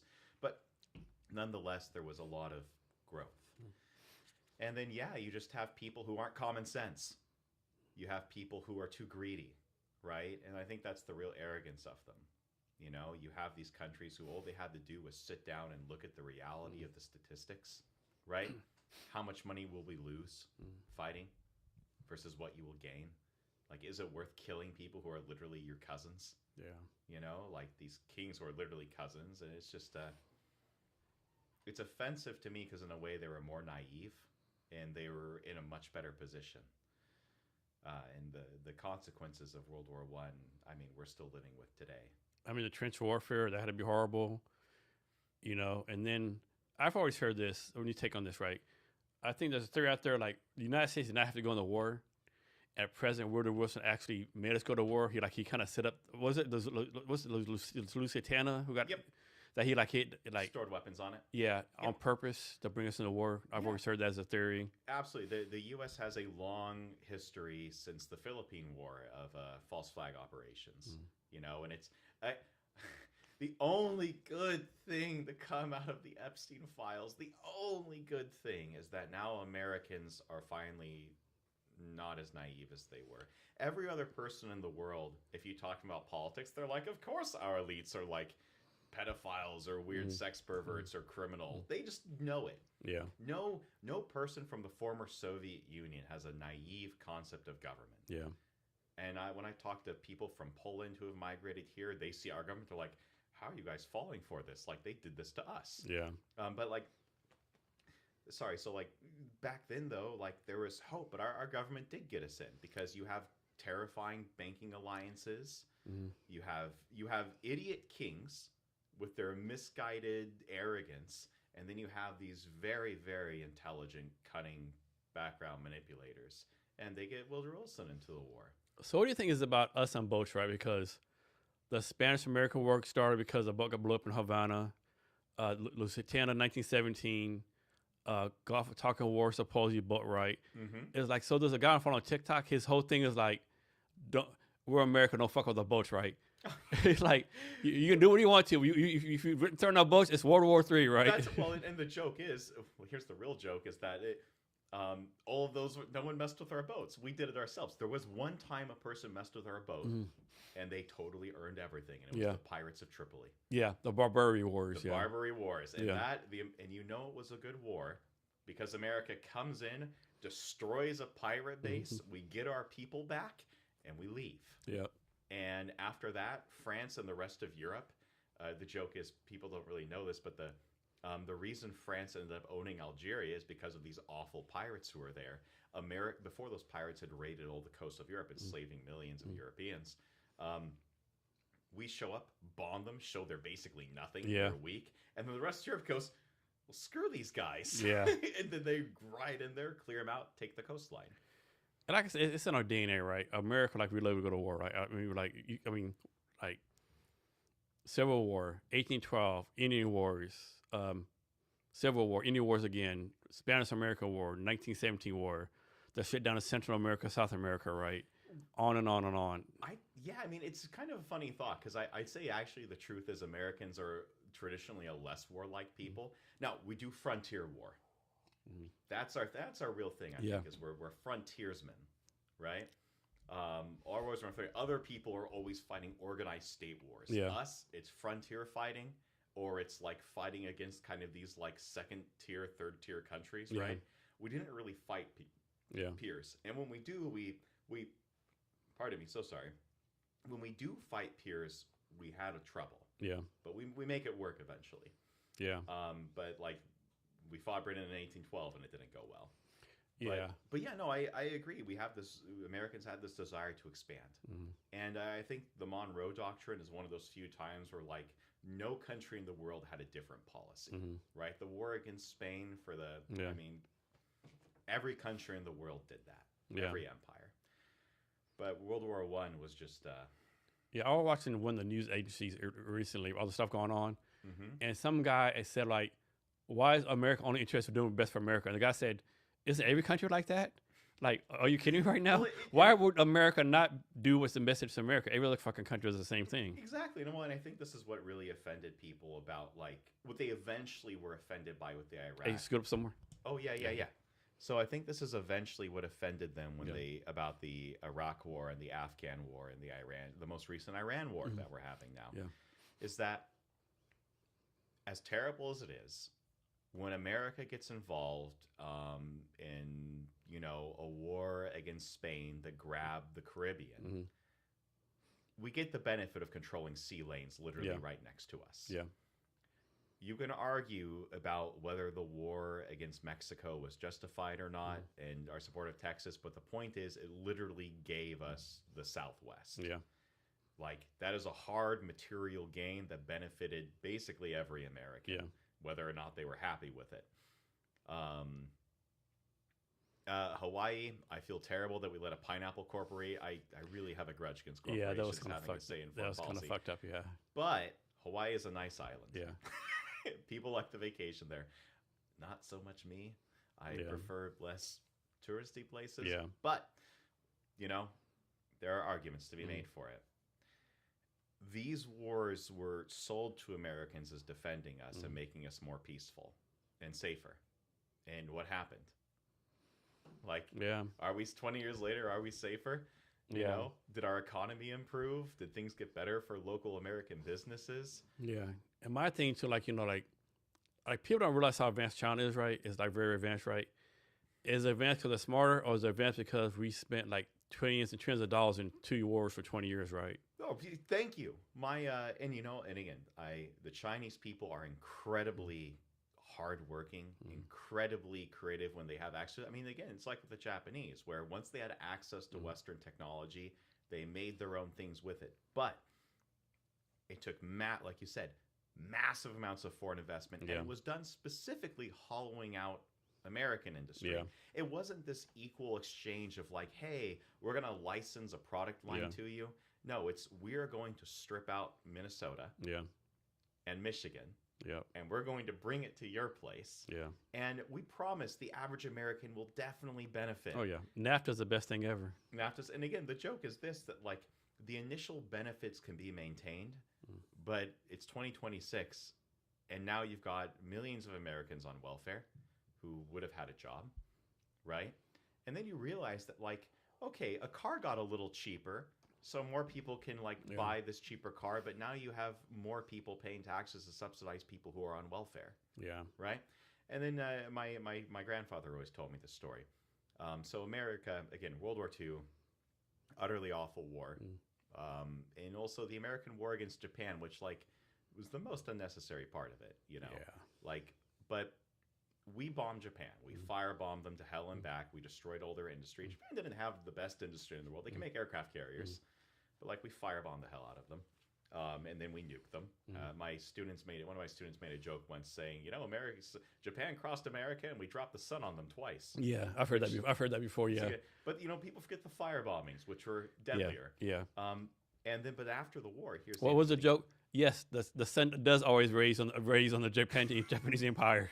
That's it. It's so sad. I love them so much. Well, we firebombed the shit out of them. Yeah, people forget that. Yeah, killed it. And but after the war, the U.S. government had a policy, and this is a policy that got put in place that we have to this day. And it's interesting because Japan gets screwed over later in the same way we screwed over Americans for Japan.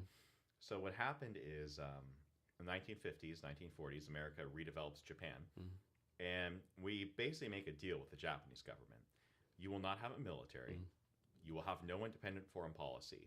You are our political vassal, and we have 40,000 soldiers stationed in your country. But we will build up your industry and you will export us things and you will make money exporting. So we actually rebuilt their industry, and then we gave them new technology and we gave them modern factories in the 50s. So that's one thing I'll go to my grave believing we don't get enough credit for that, right? We don't get enough credit for rebuilding Europe, rebuilding Japan. I don't know how true this is. I always heard, like, what's the thing, the Marshall Plan, we gave this money to loans to everyone. Suppose, I believe Finland was the only country that paid us back. Yep. Every other country is like technically stole the money, right? Oh, yeah. What other country does that, right?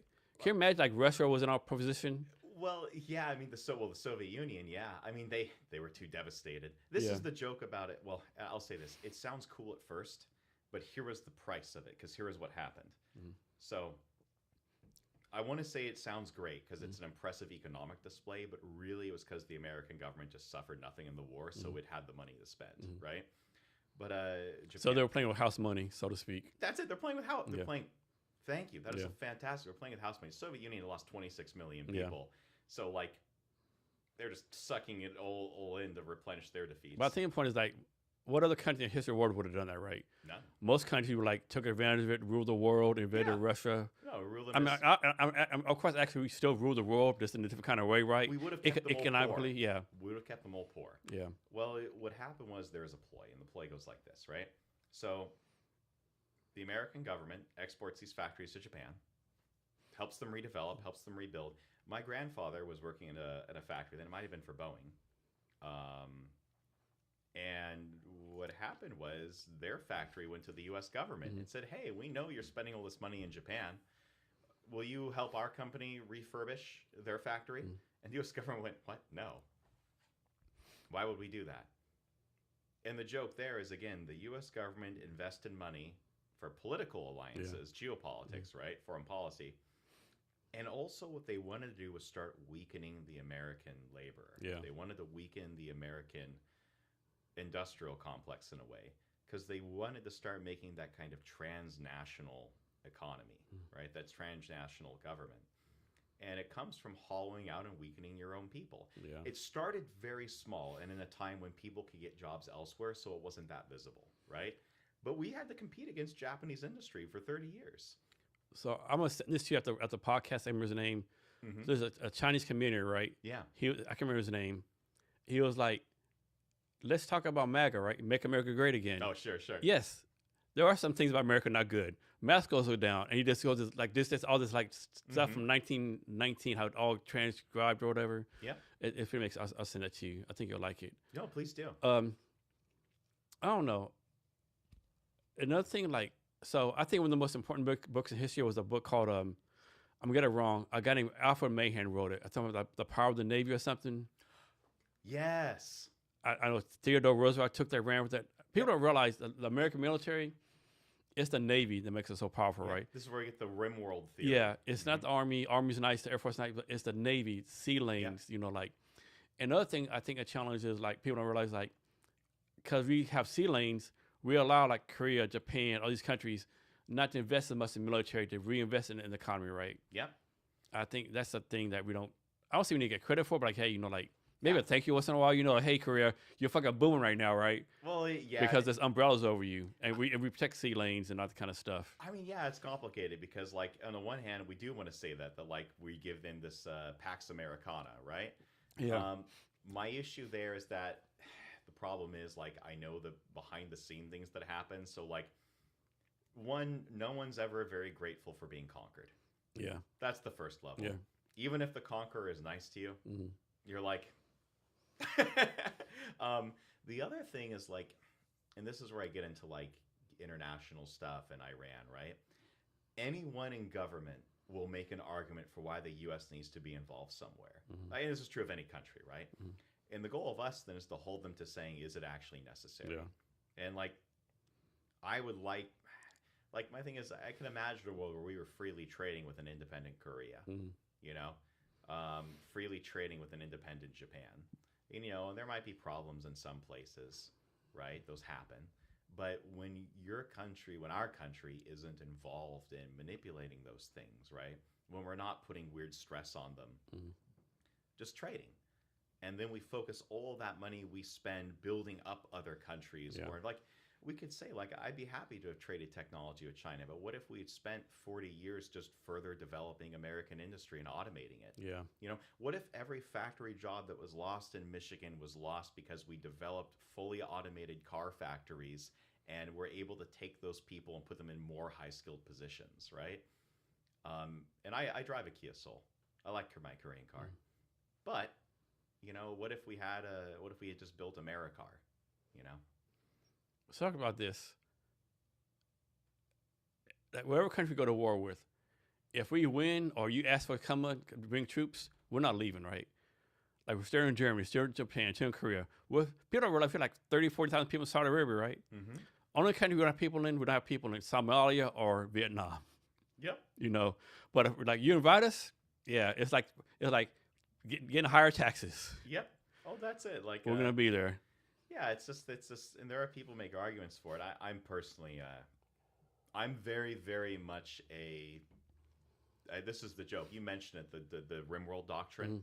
And then there's Mackinder's Heartland, which is like this idea of the world is controlled from the Eurasian continent. Yeah. What it means is it was meant to be Britain and America, really Britain, can never let there be a united Eurasian power because it's a threat to America's trade. And my whole thing is, you know, why don't we just be happy in North America and be filthy rich? Yeah. we have a whole continent, and we have complete political control of South America. I mean, they kidnapped Venezuela's president, right? Yeah. And you just think, from your point of view as a historian, has there ever been a country besides Britain has done more to fuck the world up? oh, Because all the Middle East countries, what they did, India, Pakistan, like I think you can blame so much of the shit going on in the world right now that's fucked up on Britain government in the 1910s, 1920s. Yes, I think the British Empire, well, and even the Balfour Declaration, right, with the creation of Palestine. I think the British Empire really gained. I'll say this: other empires deserve criticism because they didn't properly address the fight they were in or how to deal with it. They fell for the trap of a world war. Britain fell for the trap of a world war. It destroyed their empire. Yeah. Even though the people running the empire benefited from it, it destroyed the empire. Yeah. Terrible for the British people. I think they were truly a world menace. Yeah. So the Iran war right now. And so I know some people are like mad at President Trump because he said no more wars, whatever. I don't know any of the war. But talk about this. I don't know if people realize like we've actually been in conflict with them since 1979, right? The Iran hostage crisis, the Iraq-Iran war, 80-88, we backed Iran. We reflagged Kuwaiti oil tankers in the 80s, right? I mean, I think we shot down one of their civilian airlines. Stats show like in Afghanistan, Iraq, more American deaths were caused by Iran than the Iraqis, you know. So on and on and on, right? And then like, you know, they killed like, I don't think anyone anywhere would say, oh, the Iran government is a good government, right? They support their people, right? But the thing is, like, should we really be their expanding resource? And of course, the fact it seems like Israel are kind of like, you know, hey, America, come along and fight with us, right? Of course. It's like, one thing, it's nuanced, right? Is the world a better place if the government like goes away? Yes. But again, the thing is like, if you watch the news, some news will say, oh, we love the Islamic theocracy. Others like, you know, oh, down with the government, right? Because I think the last thing we need is a civil war in Iran, right? We get going there, right? Then you have the Kurds in Iraq. It's like all this. It's just so fucking complicated. Well, I'll tell you what. The joke for me is that it's all very simple, and the thing that gets to me, I think you're right in that the moving parts are complex. For me, what happens is that the U.S. government, and again, part of my run for state legislature is because I am fully cognizant of federal level shenanigans, and I want to ignore them because I care about making the state great. And my goal is to have, no matter what the hell the federal government does or the way the world goes, if it enters a third world war, if it collapses, if things spiral into complete chaos. So how about this? Washington is safe. But sorry, go on. Well, you elected like the representative, right? And then in a 1 month period, 30 of your constituents who are in the military get killed. That affects you then, right? Oh yeah, no, and this is it. Well, I mean, this is the whole thing, right? Is that we are all going to suffer it. And my problem with the U.S. government and these things is very straightforward. the U.S. government, along with British intelligence, and also I know Israeli intelligence, Mossad is involved in this, has routinely, it's not just Iran, but Iran's a great case study, routinely replaces governments. Yeah. So Iran, even before 1979, we put the strong power in the 1950s, Yes. because that stuff, yeah. Yep, and and here's the joke. Actually, it goes even deeper. So we get like, okay, first it's the British, right? Now, Iran was a very weak country in 1920, 30. The Russian Empire, had it survived, would have invaded them. Yeah. Then it was going to be the Soviet Union probably invading them. Well, the British show up and they basically encourage. There's this Persian colonel, a Persian, which, interesting point, Iran was run by this Turkish elite called the Qajar. Okay. They weren't actually Persian. Anyhow, they're just corrupt, typical Middle Easternish nobles. Yeah. Anyhow, this colonel gets encouraged by the British, hey, overthrow them, become the Shah. And he goes, okay. So he overthrows and becomes the Shah. The guy gets a little too nationalist, though. He really loves Persians. He actually asks the rest of the world governments to call Persia Iran, land of the Aryans, the Irani. And what happens is he ends up making kind of very close diplomatic relations with Germany. So National Socialist Germany shows up on the scene. America, the British, and the Soviet Union all look at Iran and they're like, yeah, no, you have way too many Germans hanging around your country, giving you technical advice and politics. We are not having this. So they invade Iran. And we replace the Shah. What year is this? This is like 1943, something like that. It's in the middle of the war. Okay. And they replace him with his son. Might have been earlier. We replace him with his son. Then Mossadegh comes in the 50s, and that's where they have their own Democrat revolution. He's another nationalist, and this time he's going to nationalize the oil. And then we replace him with the Shah. That's like, no. Can't own your own oil. Nationalize oil? Yeah, you're done. You're out. And that's when we have the Shah. Now, the Shah is a close U.S. ally for like 25 years. Yeah. But, interesting point, the last 5 years of his reign, he talks about building more nuclear energy. He wants to build nuclear power plants so they can get their people off of using fuel. So that's where it comes from. Yeah, well, there's a couple. He says a lot of things that start upsetting the U.S. government. Also, by this point, interesting fact, Islam as a religion had largely died out in the sense of being like a strongly felt belief. It was much more like, we might say, modern Christianity is to a lot of people. This had really upset the priest class in Iran, who are literal Islamic theocrats, right? They like their idea of an Islamic republic. Well, the British government and the U.S. go, God, this Shah is getting a little unreliable. You know who we can work with, though? We've just been funding some mujahideen recently in Afghanistan and across the Middle East. Like, because all these nationalist Arab governments, they're problems. What if we got some good Muslims in power? We always do it to ourselves, don't we? So we always do it to ourselves. We and the British and Israeli Mossad fund and help support the Islamic Republic theocrats. We help Khomeini with his revolution. And then they overthrow the Shah. And then, well, the rest is history, right? Suddenly this weird republic shows up where it simultaneously kind of nationalizes the oil, but doesn't really. They have weird offensive relations with all their neighbors that make them hate them, but also weird things like they help us with Iran-Contra, right? So it's just this weird thing. Talk about strange bedfellows, right? Yeah. Back in the day. It's this thing where like they're both our awful enemy. They call us the Great Satan, right? They're opposed to Israel aggressively, but they're also weirdly incompetent, and they fight an 8-year war that kills like hundreds of thousands of Iranians pointlessly. And also weakens Iraq. And then what country do we invade in 1991 after it's been ruthlessly weakened by an 8-year conflict? Obviously, yeah. It's just funny. Like, I'm looking at it like, oh my God, these evil bastards. They're just evil. And the thing with that current Iran war, like, you have to ask yourself, like, okay, whatever the reason is we bomb whatever. Yeah. Like, how did we not know they were going to attack every Gulf country?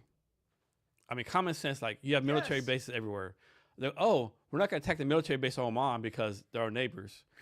Iran, I'm like, okay, these countries of our neighbors allow Americans to attack us from the country. Now, we're going to try our best to attack the military base But if it happens to hit a fucking high rise, you know what? How did they not think that through? Or maybe they did and couldn't stop it. I'll tell you what, they probably thought it through, and they probably well, it's hard to say. I think part of the problem is the Venezuela operation went so smoothly because the Venezuelan military was co-opted. It's a very weak, corrupt, incompetent government, and it goes so smoothly that it makes.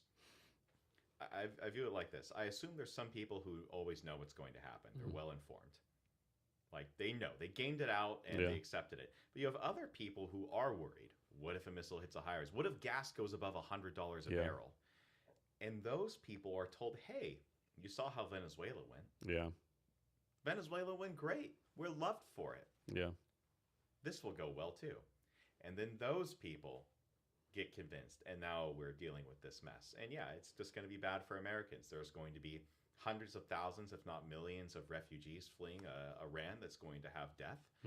There's going to be millions of people whose lives are going to be lost, businesses ruined.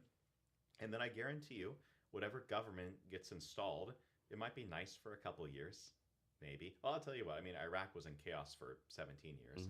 We might get some nice government for 5 years. Maybe there'll be hell and chaos for 5 years, and then a nice government.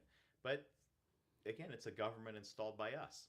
And what happened to the last 4 governments installed by us in Iran? Yeah. Like it's like this giant clock. It's this horrible clock, and every time it hits every time it chimes, people die and a government gets replaced. Yeah. So the current government, right? President Trump, all those people, right?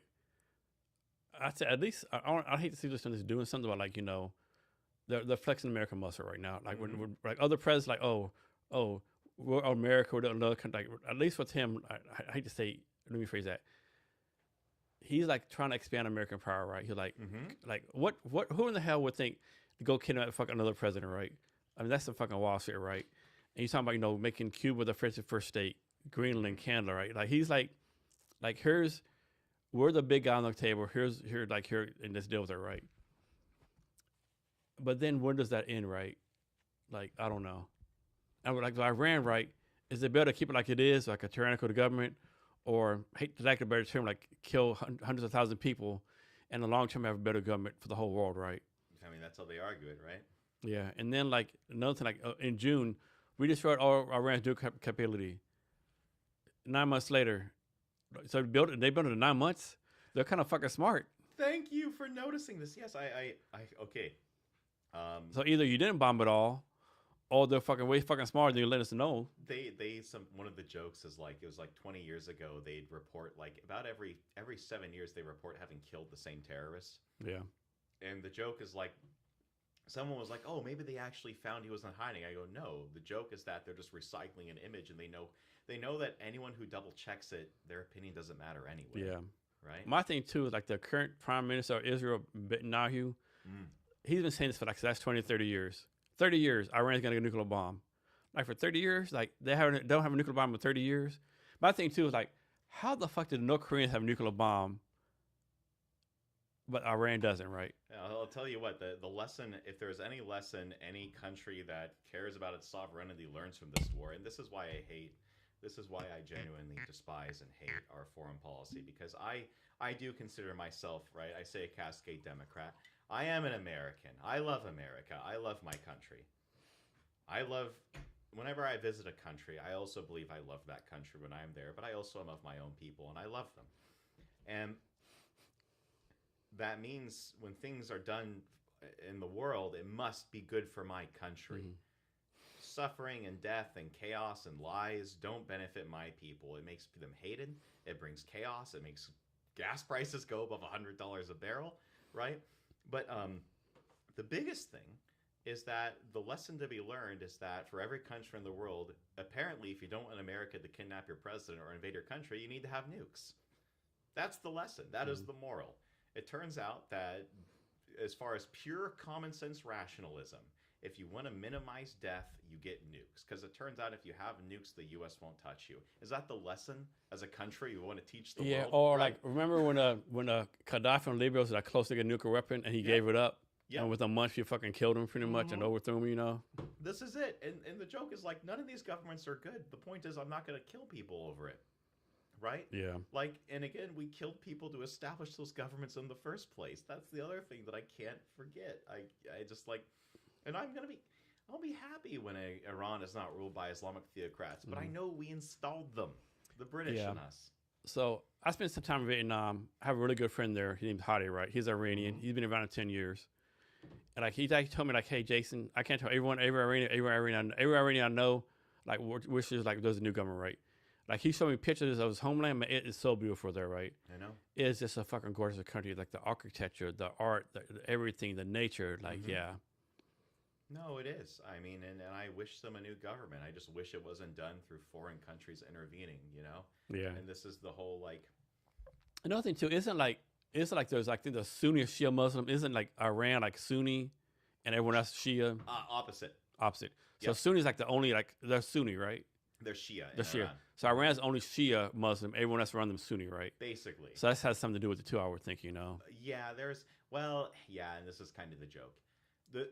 There's ethnicity, there's religion, and then there's U.S. foreign policy. Right? Yeah. And I'll say U.S. foreign policy. It's Israeli foreign policy, Yeah. British foreign policy too.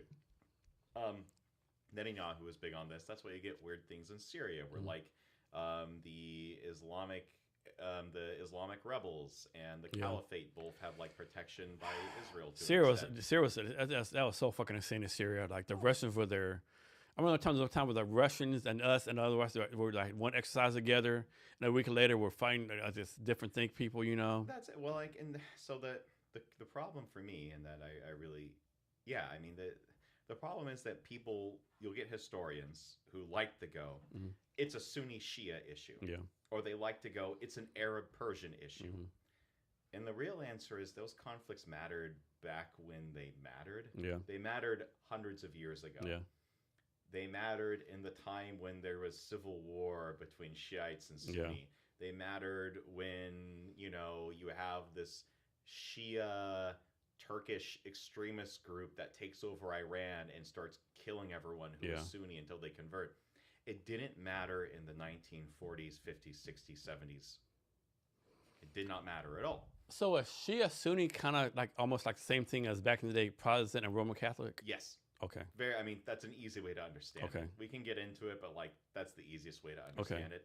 And the big point is that much like Europe, our disputes had ended. Like Protestants and Catholics stopped killing each other after the 30 Years' War, and we signed the Treaty of Westphalia, where we went killing each other over religious disputes in the same religion is dumb. Yeah. And that's kind of insane. Yeah. In the moment, in the heat of the moment, it matters a lot. And then afterwards, you're like, wow, we killed, raped, murdered, robbed a lot of people in the name of God. In the name of God and Jesus Christ. Wow, this was crazy. And then the same thing is a truth. But then I want people to ask like, but yet God and Jesus didn't stop us. Yep, God and Jesus did not stop them, and that's this is the big thing, right? Humanity. And the thing is, Islam had the same thing. They had vicious like disputes. You had tyrannical governments doing religious oppression, but by the 20th century, no Muslim majority country in the world gave half a damn. Yeah. They just didn't. I mean, it's a joke in India that like the massive religious violence in India happened during partition. Yeah. It's a time of extreme stress when you get millions of people murdering each other over anything. Yeah. And same for Iran and the Middle East. The Shia-Sunni thing just did not matter. It did not matter until the British and Americans and other secret police forces, including, again, Israel's Mossad, took billions of dollars, worked with some Saudi and, Gulf Arab sheikhs and some extreme radical Muslims, sat together and said, we'll give you all the money you need. So do you think the world would be a better place if America disappeared? Like suppose like 10 years from now, instead of United States of America, each state became its own country. Oh, no. Do you think the world would be a better place? No, it would just be civil war and death. Okay. No. So you think America does have a place that we play to make the world a better place? Okay. Again, I love my people. The problem is that the way the world currently is that it is run by people who aren't really connected to their countries, right? Again, this is the Epstein files, right? Every country in the world, not every country, most countries in the world are run by people who aren't really invested in their own people and listening to them. I mean, and the joke is this, it'd be like saying, it's like Washington State, right? Would Washington State be better if every city was its own? Every single city in the state was its own like province and district, right? and you can make an argument like, what if they were all independent? Yeah. And the answer is no. We want to work together. We are similar. We trade. The problem is that when you're run by people who don't care, you will live in hell. Yeah. And that's just it. And we're run by people who don't care about us. They benefit from us suffering. Yeah, I agree. So, why do you think it's of all the places in the world, it's always the fucking Middle East, right? Of course, there's oil, but there's oil everywhere. There's oil. Like, I'm from West Texas. There's more oil in West Texas in like pretty much anywhere over there. There's oil in the like Bakran oil fields in North Dakota. Mm-hmm. And of course, I'm sure it's like the Middle East originally of Christianity, Muslims, Islam. But man, it's like there's always war there. Like, what's the most oxymoron phrasing? Peace in the Middle East. Peace in the Middle East. That shit never fucking happen, right? Again, and this is my historian joke here. That's a very recent issue. Like, this is the joke. There's been the Middle East was largely peaceful for 300 years because it was occupied by basically the Ottoman Empire and the Persian Empire, and they sometimes fought over this small borderland in Iraq, but basically things were stable. The Ottomans had a lot of problems. There's a reason they lost. Yeah. But you know, you get the problem is that you get these outside powers that come in and they have their own desires, their own goals, and they fund different groups. And then it's the whole joke, right? They don't want stable governments. Yeah. And honestly, it's the same reason you allow trafficking of fentanyl in Washington, right? Yeah. They want chaos. And the Middle East is a nice place for chaos, nice place, because, you know, there's Jerusalem, there's some religious things involved, but for hundreds of years, it didn't matter. No one cared, right? But like Lebanon, you always hear how beautiful country Lebanon is. Like Beirut is like the place to be back in the day. It's just amazing. But again, what happens is you have people who fund. You have bad actors locally who normally would have been suppressed. They normally would have no power or influence, right? And then because of basically funding and law changes and institutions and foreign backing, they're allowed to have power. They kill and rob and cause trouble. They go underground. Then you get cycles of violence and terrorism, right? And then it creates this whole thing. But it's the same in Eastern Europe. We didn't have violence in Eastern Europe honestly, we didn't have any violence in there the entirety of the Cold War. That's the joke, right? We don't have any death until the 90s when the Soviet Union collapses and the Warsaw Pact. Yeah. Then you get huge chaos. That's when you get like, just basically a genocide of the Slavs. Yeah. The Slavic people are effectively genocided in the 90s. Yeah. Through economically, in the same way that we'd say that crack was devastating for the black community, or fentanyl and opiates are devastating for the white American community. Here's one for you. Probably realize this, but most Americans don't. In Albania, supposedly they worship George Bush. Oh, because I just he did some stuff there or whatever, Clinton. Clinton, yeah. That's it. It's a statue of Clinton. Clinton, okay. And they may have one of George Bush. I know they have one of Clinton. Clinton, okay. But I have it wrong then. And it's amazing. Like, to me, like each U.S. president, they do good things and bad things, right? Like people don't realize, like the second president George Bush, he did a lot to fucking get rid of AIDS. Of course, AIDS not gone to Africa, but he did a lot in AIDS in Africa, right? He doesn't get credit for that, right? I think each president does good things and bad things, right? And we're so focused on, I'm a Republican, Clinton's a fucked up person, or I'm a Republican, fuck George Bush II, right? Just insanity, right? Yeah, I agree. I mean, the thing is, again, I told you it's about policy for me, right? Yeah. If a person I hate has a good policy, I will praise them on that policy. If a person I hate has a brilliant strategy, I will credit them when I use it. Again, like, it is really that simple. I think we have to admire what people have done that is effective, or better yet, good. And then we need to, when they do something, even if we like them, if they do something that is wrong, we call them out on it. How does this work, right? You might not know, right? So I'm listening. So Washington State has a National Guard, right? So who decides we're gonna send the Washington State National Guard to go to, some town in Eastern Washington do flood control, right? Is that Mhm. the governor does that? The state representatives do that? I'm guessing it's the governor, right?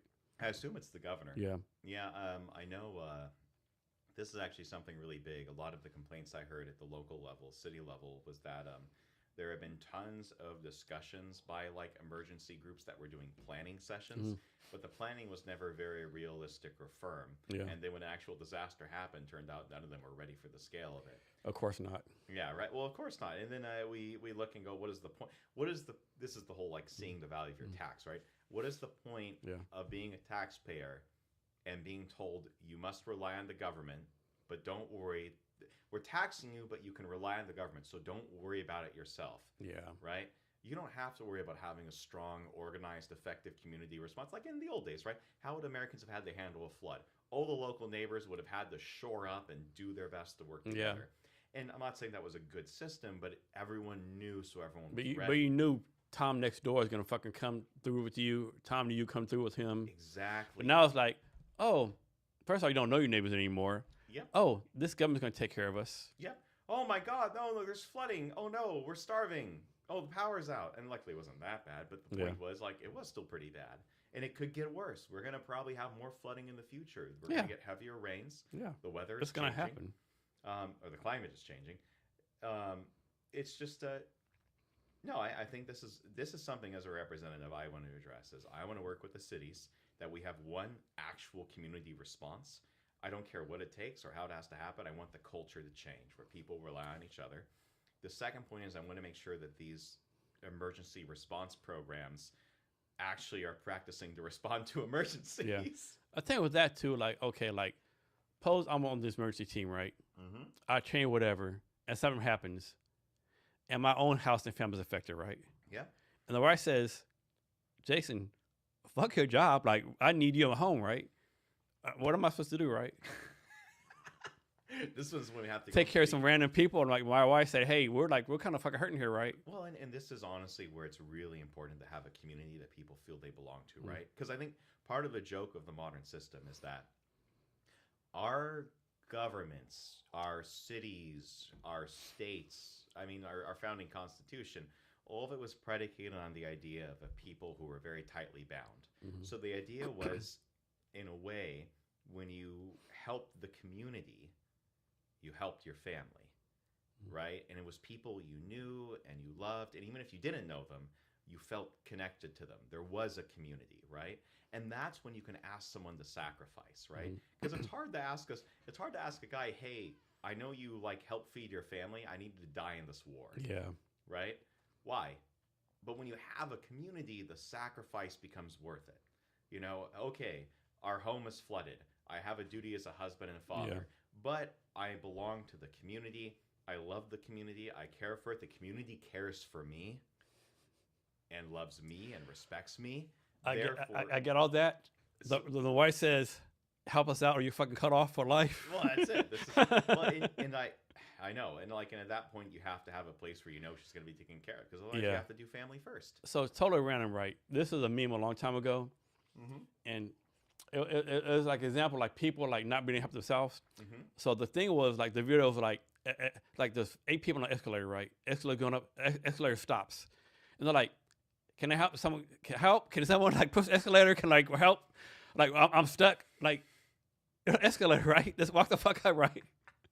And I'm like, man, this is so fucking golden right here. Like that's so many people's mentality now, right? Like they're expected to be spoon fed, everything we give it to them, right? Just like take action. I know. Well, and part of the problem there, and this is where like part of the reason I keep calling myself a populist is that I actually understand that a lot of people, they've been trained, they've been encouraged, they've been fed everything to make a person atomized, weak, alone, miserable, and submissive. Just like even the joke is this, like the impulsive criminals who rob stores, none of them can provide for themselves, right? Yeah. They have no life. They have no like they're not clever. They're not actually self-actualizing, right? And the problem is like that's what our people have become in so many ways. And we tax and brutalize the few competent people to provide. And my goal would be I want to have a community where everyone is like actually uplifted. Mm-hmm. You're actually encouraged to take responsibility for your life. That we create systems, that we create a community and a culture that makes you want to be more. And if you don't want to be more, that it kind of guides you to that. And again, the same way as a teacher, I can't just let a student do nothing, right? The obligation is in the classroom. I have to show you how to start taking responsibility and action in your life, especially when there are other people around who are going to have to share the space with you. How does this ever happen? If it has, how you deal with it, right? But you have a student, they're not doing too well, they don't do their homework or whatever, and you do a parent-teacher conference, and the parent says, why are you not making my student do the homework? I mean, why are you not making my kid do your homework? And you're like, because it's homework, I'm not in your fucking home. Like, how do you deal with it? Or how do you deal when like parents try to like blame you for them not doing their job? I've been so fortunate. This hasn't happened, but I've heard parent teachers who have dealt with that. And I mean, part of the issue there is I don't get a lot of parents who come talk to me. Mm-hmm. That's a general issue in the modern school system. It's a transition that's probably happened the last 20 years, especially in Kent and Auburn. I would say it's heavier. Other cities, it's different, right? Other schools. I mean, the simple thing there is I tell them you have to take accountability. I mean, the closest I got to it, actually, it wasn't, it was a joke. A parent was complaining to me about their child being on the phone constantly and addicted to social media.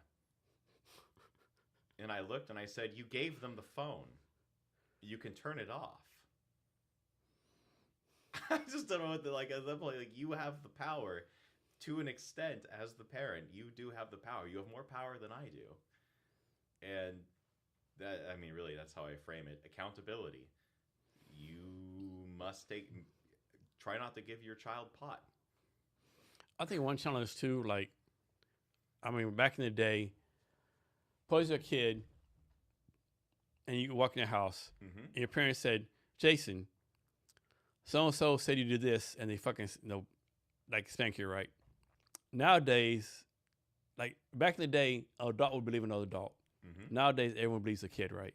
I mean, I don't know, that's a good thing because like there's some fucking adults right there. Sure. But nowadays, it's like, oh, 3 adults would say, hey, Jason did this. No, I didn't.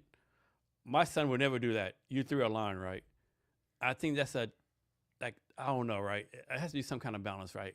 I don't want like there's some adults who lie on kids and like there's the other kind of crazy shit. But like, but back in the day, like the neighborhood would say, hey, Mrs. Jones, just so you know, Jason was throwing rocks at her fucking whatever, right? Oh, thank you for telling me, right? It wasn't like, are you sure it's him? Are you sure he did this? Are you lying to my kid? It was like, oh, 3 adults said they saw my kid throwing rocks at fucking whatever, right? I'll handle it, right? Yeah.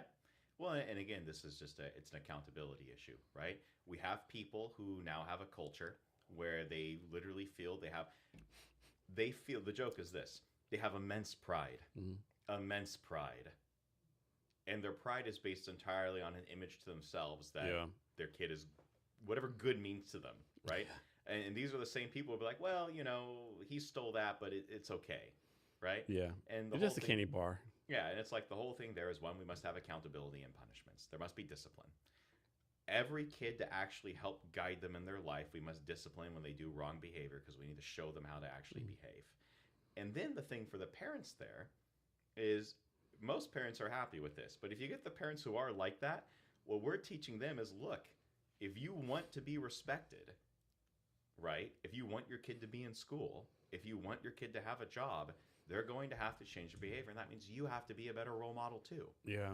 And I mean, part of the problem is we have parents who are role models for their kids, and they are very bad role models. Yeah. Like, there's no manual for being a parent, right? A lot of people don't need to be parents, unfortunately, right? But it is what it is, as they say. This is it. And then we have parents who feel trapped in that they actually do want their kid. There was a mother who was actually really worried about their child. They wanted them to be stopped. They knew their child was a repeat criminal offender. Washington state law is so loose that we allow them to carry an illegal weapon up to 5 times. The same state that passes the most vigorous, some extremely vigorous gun control laws, right? Also allows you to carry an illegal weapon 5 times, where you can be charged with possession of an illegal weapon. Make it make sense. Well, I'll tell you why they think it makes sense, and I'll tell you why some people actually really want it. But what happened is this kid was allowed to keep carrying an illegal weapon. He killed someone. I think he also got severely injured in the gunfight. And now he's in prison. And the mother's upset because she'd been complaining about this the whole time. And the state was like, oh, why does your opinion matter? What are you, his mother? Right? But it's just the reason they push this law, I'll kid you not, they do it in the name of equity. Because the best way to help a struggling, oppressed minority that has had a long history of abuse and economic problems is to make sure that they have the right to go to prison for murder. Yeah. Or to get shot. That this actually is equitable because you're giving them multiple chances to commit a crime. Now, they don't actually say it that way, right? That's what they're doing. And I've had a representative tell me the struggles he has had with other members of the legislature dealing with this issue. And it's just... So what is your take on gun control? If you took away guns from every single law-abiding citizen in Washington state, we would have a fentanyl crisis that would explode even more. There would be more crime and more death and more suffering, and things would not be fixed. I often laugh when people say, like, on the Republican side, they're going to take our guns. No, they're not. First of all, there's too many fucking guns, right?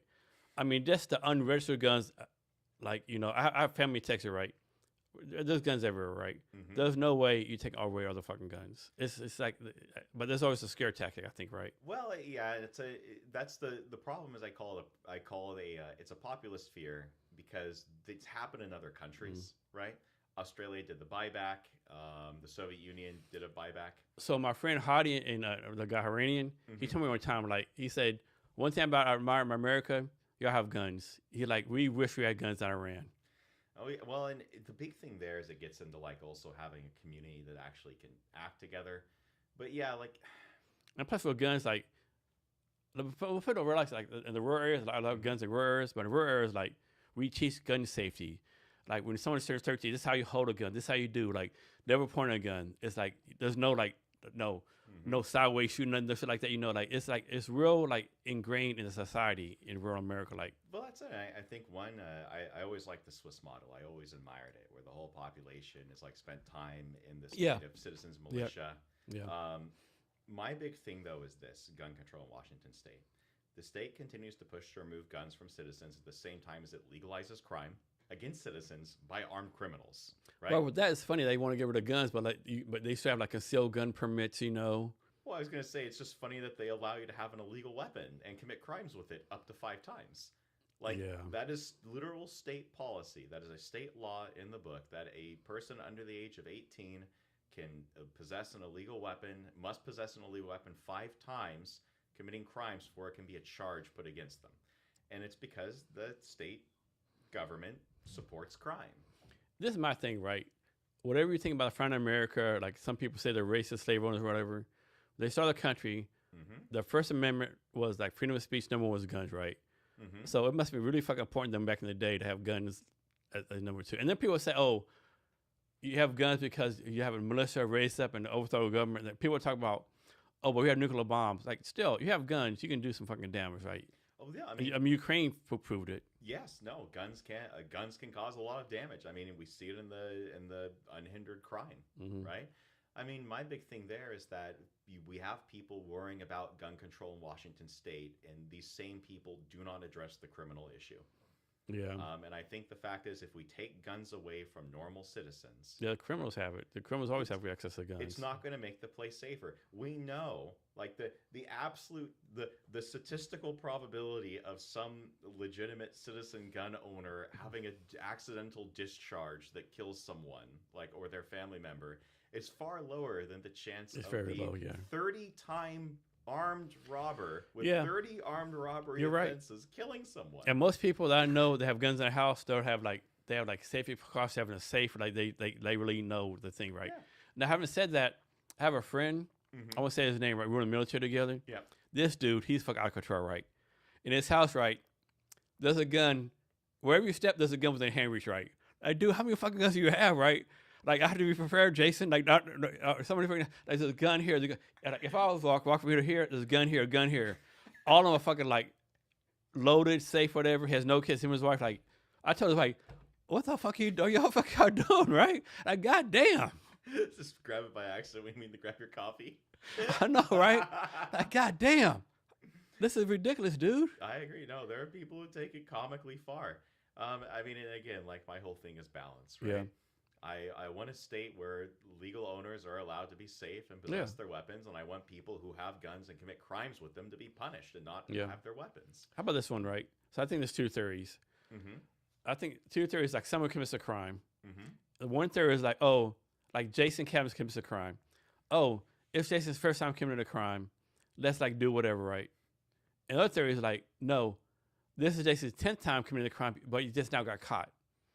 Which one do you believe? Like, I committed the crime the first time and I need to be saved, or no? I mean, I committed 10 times. I just happen to get caught this time. I need to fucking like be thrown in jail. yeah, I mean, the nice thing is that actual like investigative stuff usually can show that. Like, we can usually look at a person's background and just see it. Well, I've never been arrested before, and like, okay. I do believe that you have to do. What I would say is this: I don't believe in quote unquote leniency of first crime per se. Unless it's like a drive ticket thing, right? But like, I mean, you murder someone, right? Yeah. Rape is rape. Assault, armed burglary. But I would say this again: if a person has committed a serious criminal offense, I would like to then investigate. Were there ones we missed? Yeah. If it is the first time, okay, he gets the charge of a first-time criminal offender. I do believe that there should be stricter punishments for people who commit repeat offenses. This is just because of like, I'm thinking, there's a statistic out of Sweden. 1% of the population commits 67% of crimes in Sweden. I think that's across the world. It's across the world. So if we target the 1% of people who commit, if you allow them to commit repeat crimes and you remove them from the general population, and I don't care if it means you put them in the world's most extreme rehabilitation, or people like our current model is prison, right? Actually, sorry, Washington State's current model is prison, or they open on the streets and let them go commit more crimes for 30 more times, right? Which I oppose, and I'm going to run, again, I oppose this strongly, and it is going to be my policy to end that. I do not want people allowed to just be repeat offenders. But no, I just think we have to take it seriously. So the incumbent, she's Democrat, right? Mm-hmm. How about the Republican side? Do people run as Republicans in your district for this? I have not heard. There is, we do have a 47th District Republican Party. I do not know if they have a candidate. I have not heard on the PDC. I do need to double check the PDC today. So far, I know that it is I and the incumbent are officially registered with the campaign. Okay. That's kind of sad in my point of view that no one as Republicans trying to run. My assumption is there will be someone running at some point. But man, August, that's like 4 months away, right? Like, goddamn, that's like around the corner. Like, I don't know if you start your campaign now. I don't know. Yeah, it's there'll be in May. The candidate filing will be in May. Okay. Official candidate filing is in May. I think it ends May 8th, so it starts May 4th, and you can send in the letter mail by April 20th. So I don't know what I'll do yet. I'll probably send in the mail April 20th. So how is your fundraising going? Fundraising is going. Right now, it's okay. I raised $6,000. This is mostly from family, a few very fantastic donors. I had a couple $1,200 donations, including from some really wonderful people who support the Scouts of America. Now I'm doing more of a funding drive right now. I am trying to get donors from across the board. Are you allowed to like go to like these corporations or like the manufacturing places like shoe factory? Yes, corporations can do donations. Unions can donate. Members. I really love individual donors the most, but I accept donations from every organization and group. Currently, I have no organization donations. It's all been individual. I don't know. I think I could be wrong. I think for you to run, you got to get organizational donations. I would think, Yep, it's gonna have to happen. And so, how you convince the shoe factory in Kent to donate to your campaign? Yeah, I think the nice thing there, and what I've been doing is organizing dozens and dozens and dozens of meetings. They have endorsement committees, but the other thing I do is I just tell all these businesses that, look, I am here to listen to you, and I don't barrage them with what I want. I ask first, what do you want from me? What would you like in a representative? What do you want in a responsive state government? What do you do if they say, we want you on a fucking payroll?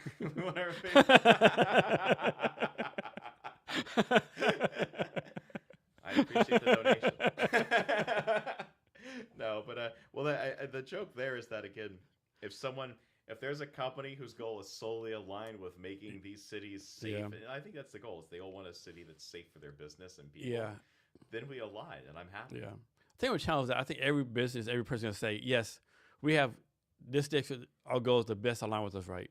But do they really have their goals in line with them? Or are they like trying to like take advantage of it, you know? I mean, I think that the nice thing is, I think at this level, I don't think any of them have the influence to really matter.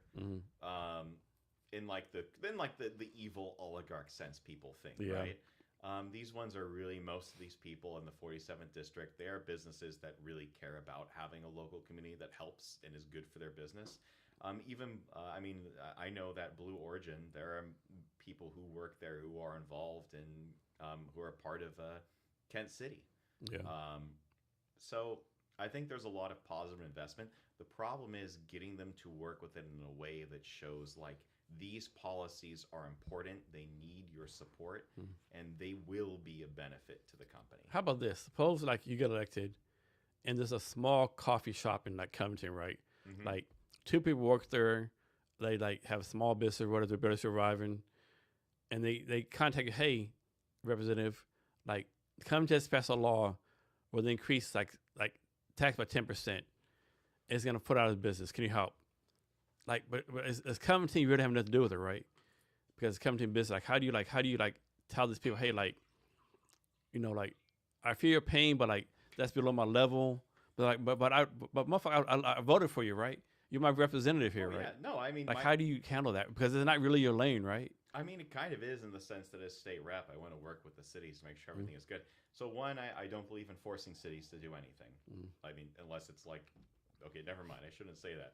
I believe in making sure we have shared good policies. And I believe autonomy that works in that way is good. And if autonomy leads to bad things, then it needs to be stopped. So what I would do is I would just negotiate with Covington. Like, look, like there are business owners complaining. This would be ironic, right? Having the city pass worse taxes than the state government. But no, I'd like to work with Covington. Like, is this a tax you have to have? What are you going to actually use the money for? What is it going to be gained for? And then I'd like to know, like, is there something else we can do? Because part of the problem is if I'm trying to deal with onerous state taxes, I don't want cities necessarily trying to make up the gap between, right? It won't do good to save the state if the cities are killing people, financially speaking.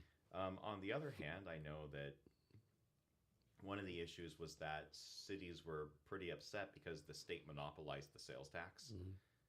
So that's something I feel that, like, yeah, we could give more back to the cities there so they don't have to pass higher taxes in other areas to make up for it. So I'm a retired military officer.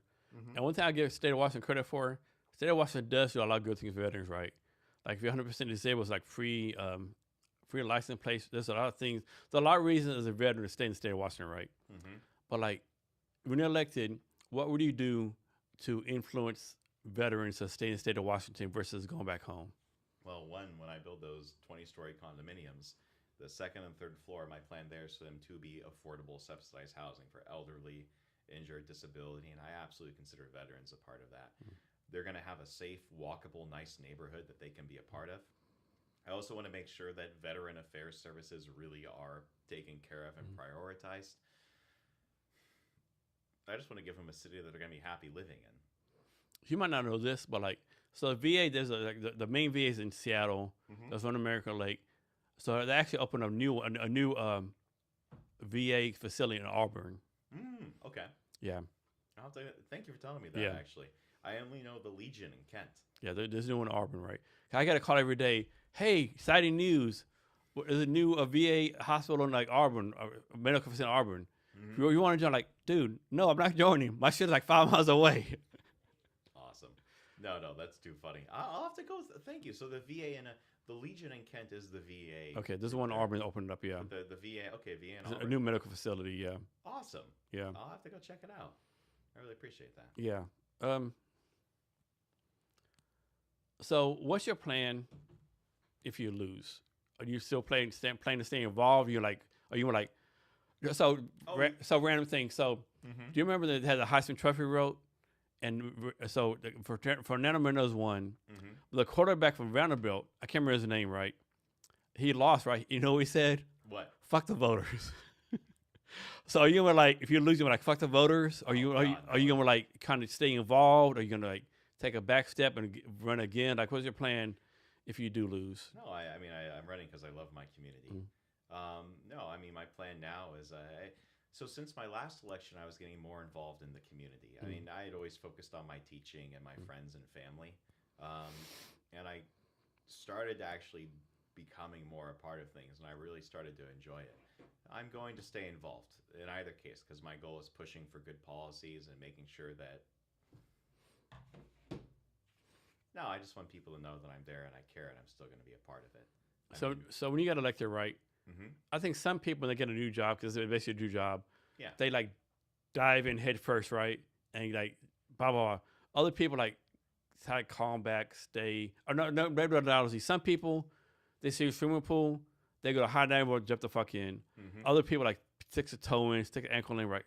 What's your thing gonna be like? You gonna jump right in, or like, kind of be calm? I plan to have the most exciting opening day I could possibly have. Okay. I definitely believe in diving in head first. Mhm. It's nice to watch someone else dive first to make sure there's no rocks. Exactly. Yeah, that's a good point. Yeah. But if no one else is going to do it, I will do it. And yes, no, I will have the most exciting opening day I can. I plan on proposing. Just it'll be very fun.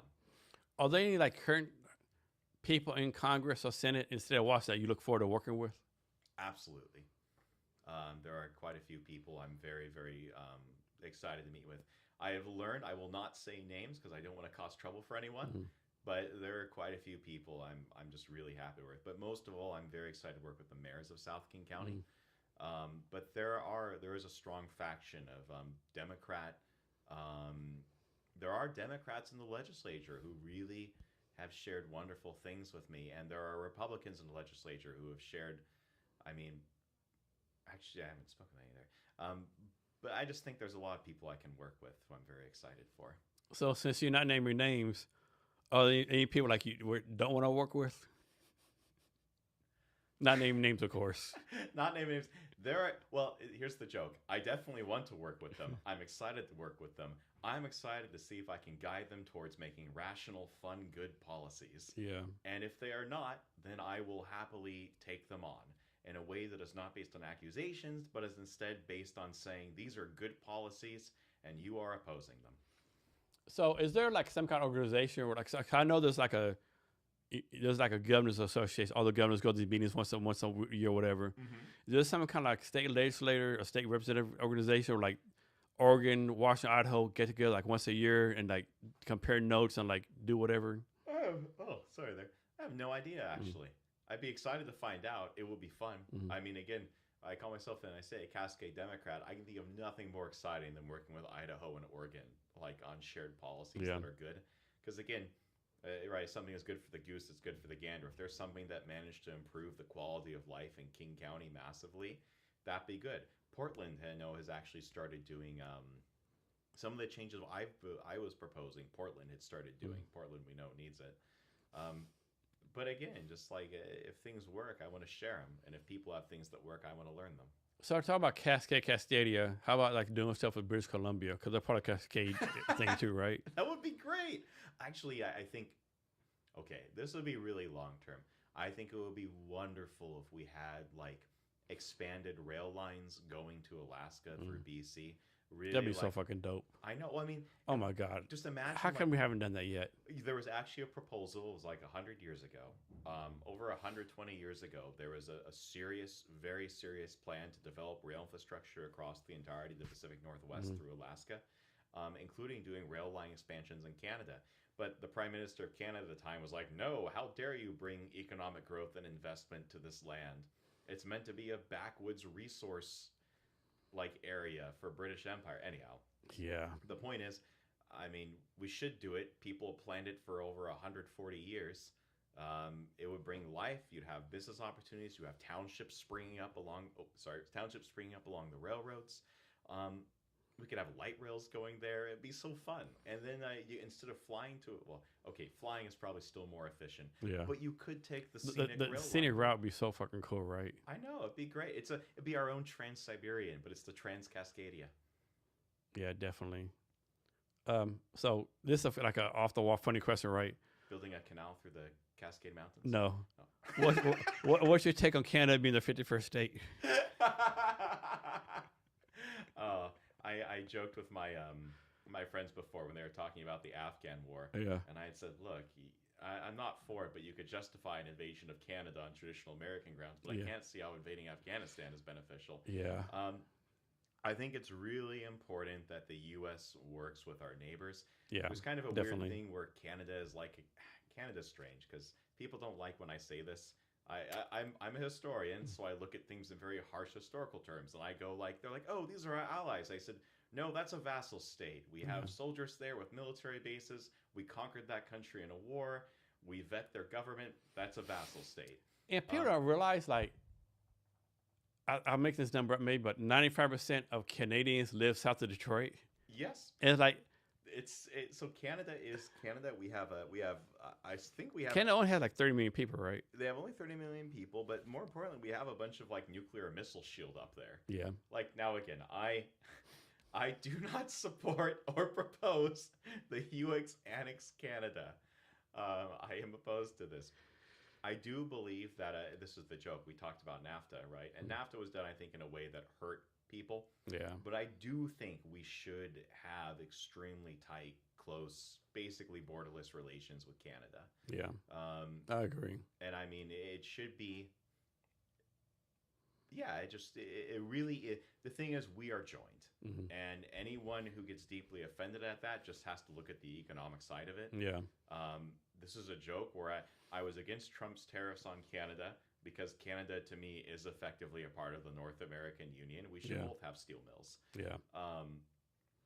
But yeah, no, I mean, that we treat it, I am offended just from a historian perspective when people treat Canada as like this powerful, independent, sovereign country when they host part of our nuclear missile defense. Yeah. How independent are you, right? It's just like, yeah, no, but we should work together. But they have great fucking maple syrup, though. They have great maple syrup. They really do. They used to have the best hockey players in the coach until we beat them in Olympics. I wonder if they'll ever lift that down. But no, Canadian, like, I just think we all need to work together, and I Yeah. really, really, really want to build that railroad to Alaska. I cannot achieve that as a state representative in Washington. But I will happily, if I can ever convince the rest of the legislature to send a committee to BC to talk about joint investments, I would love that.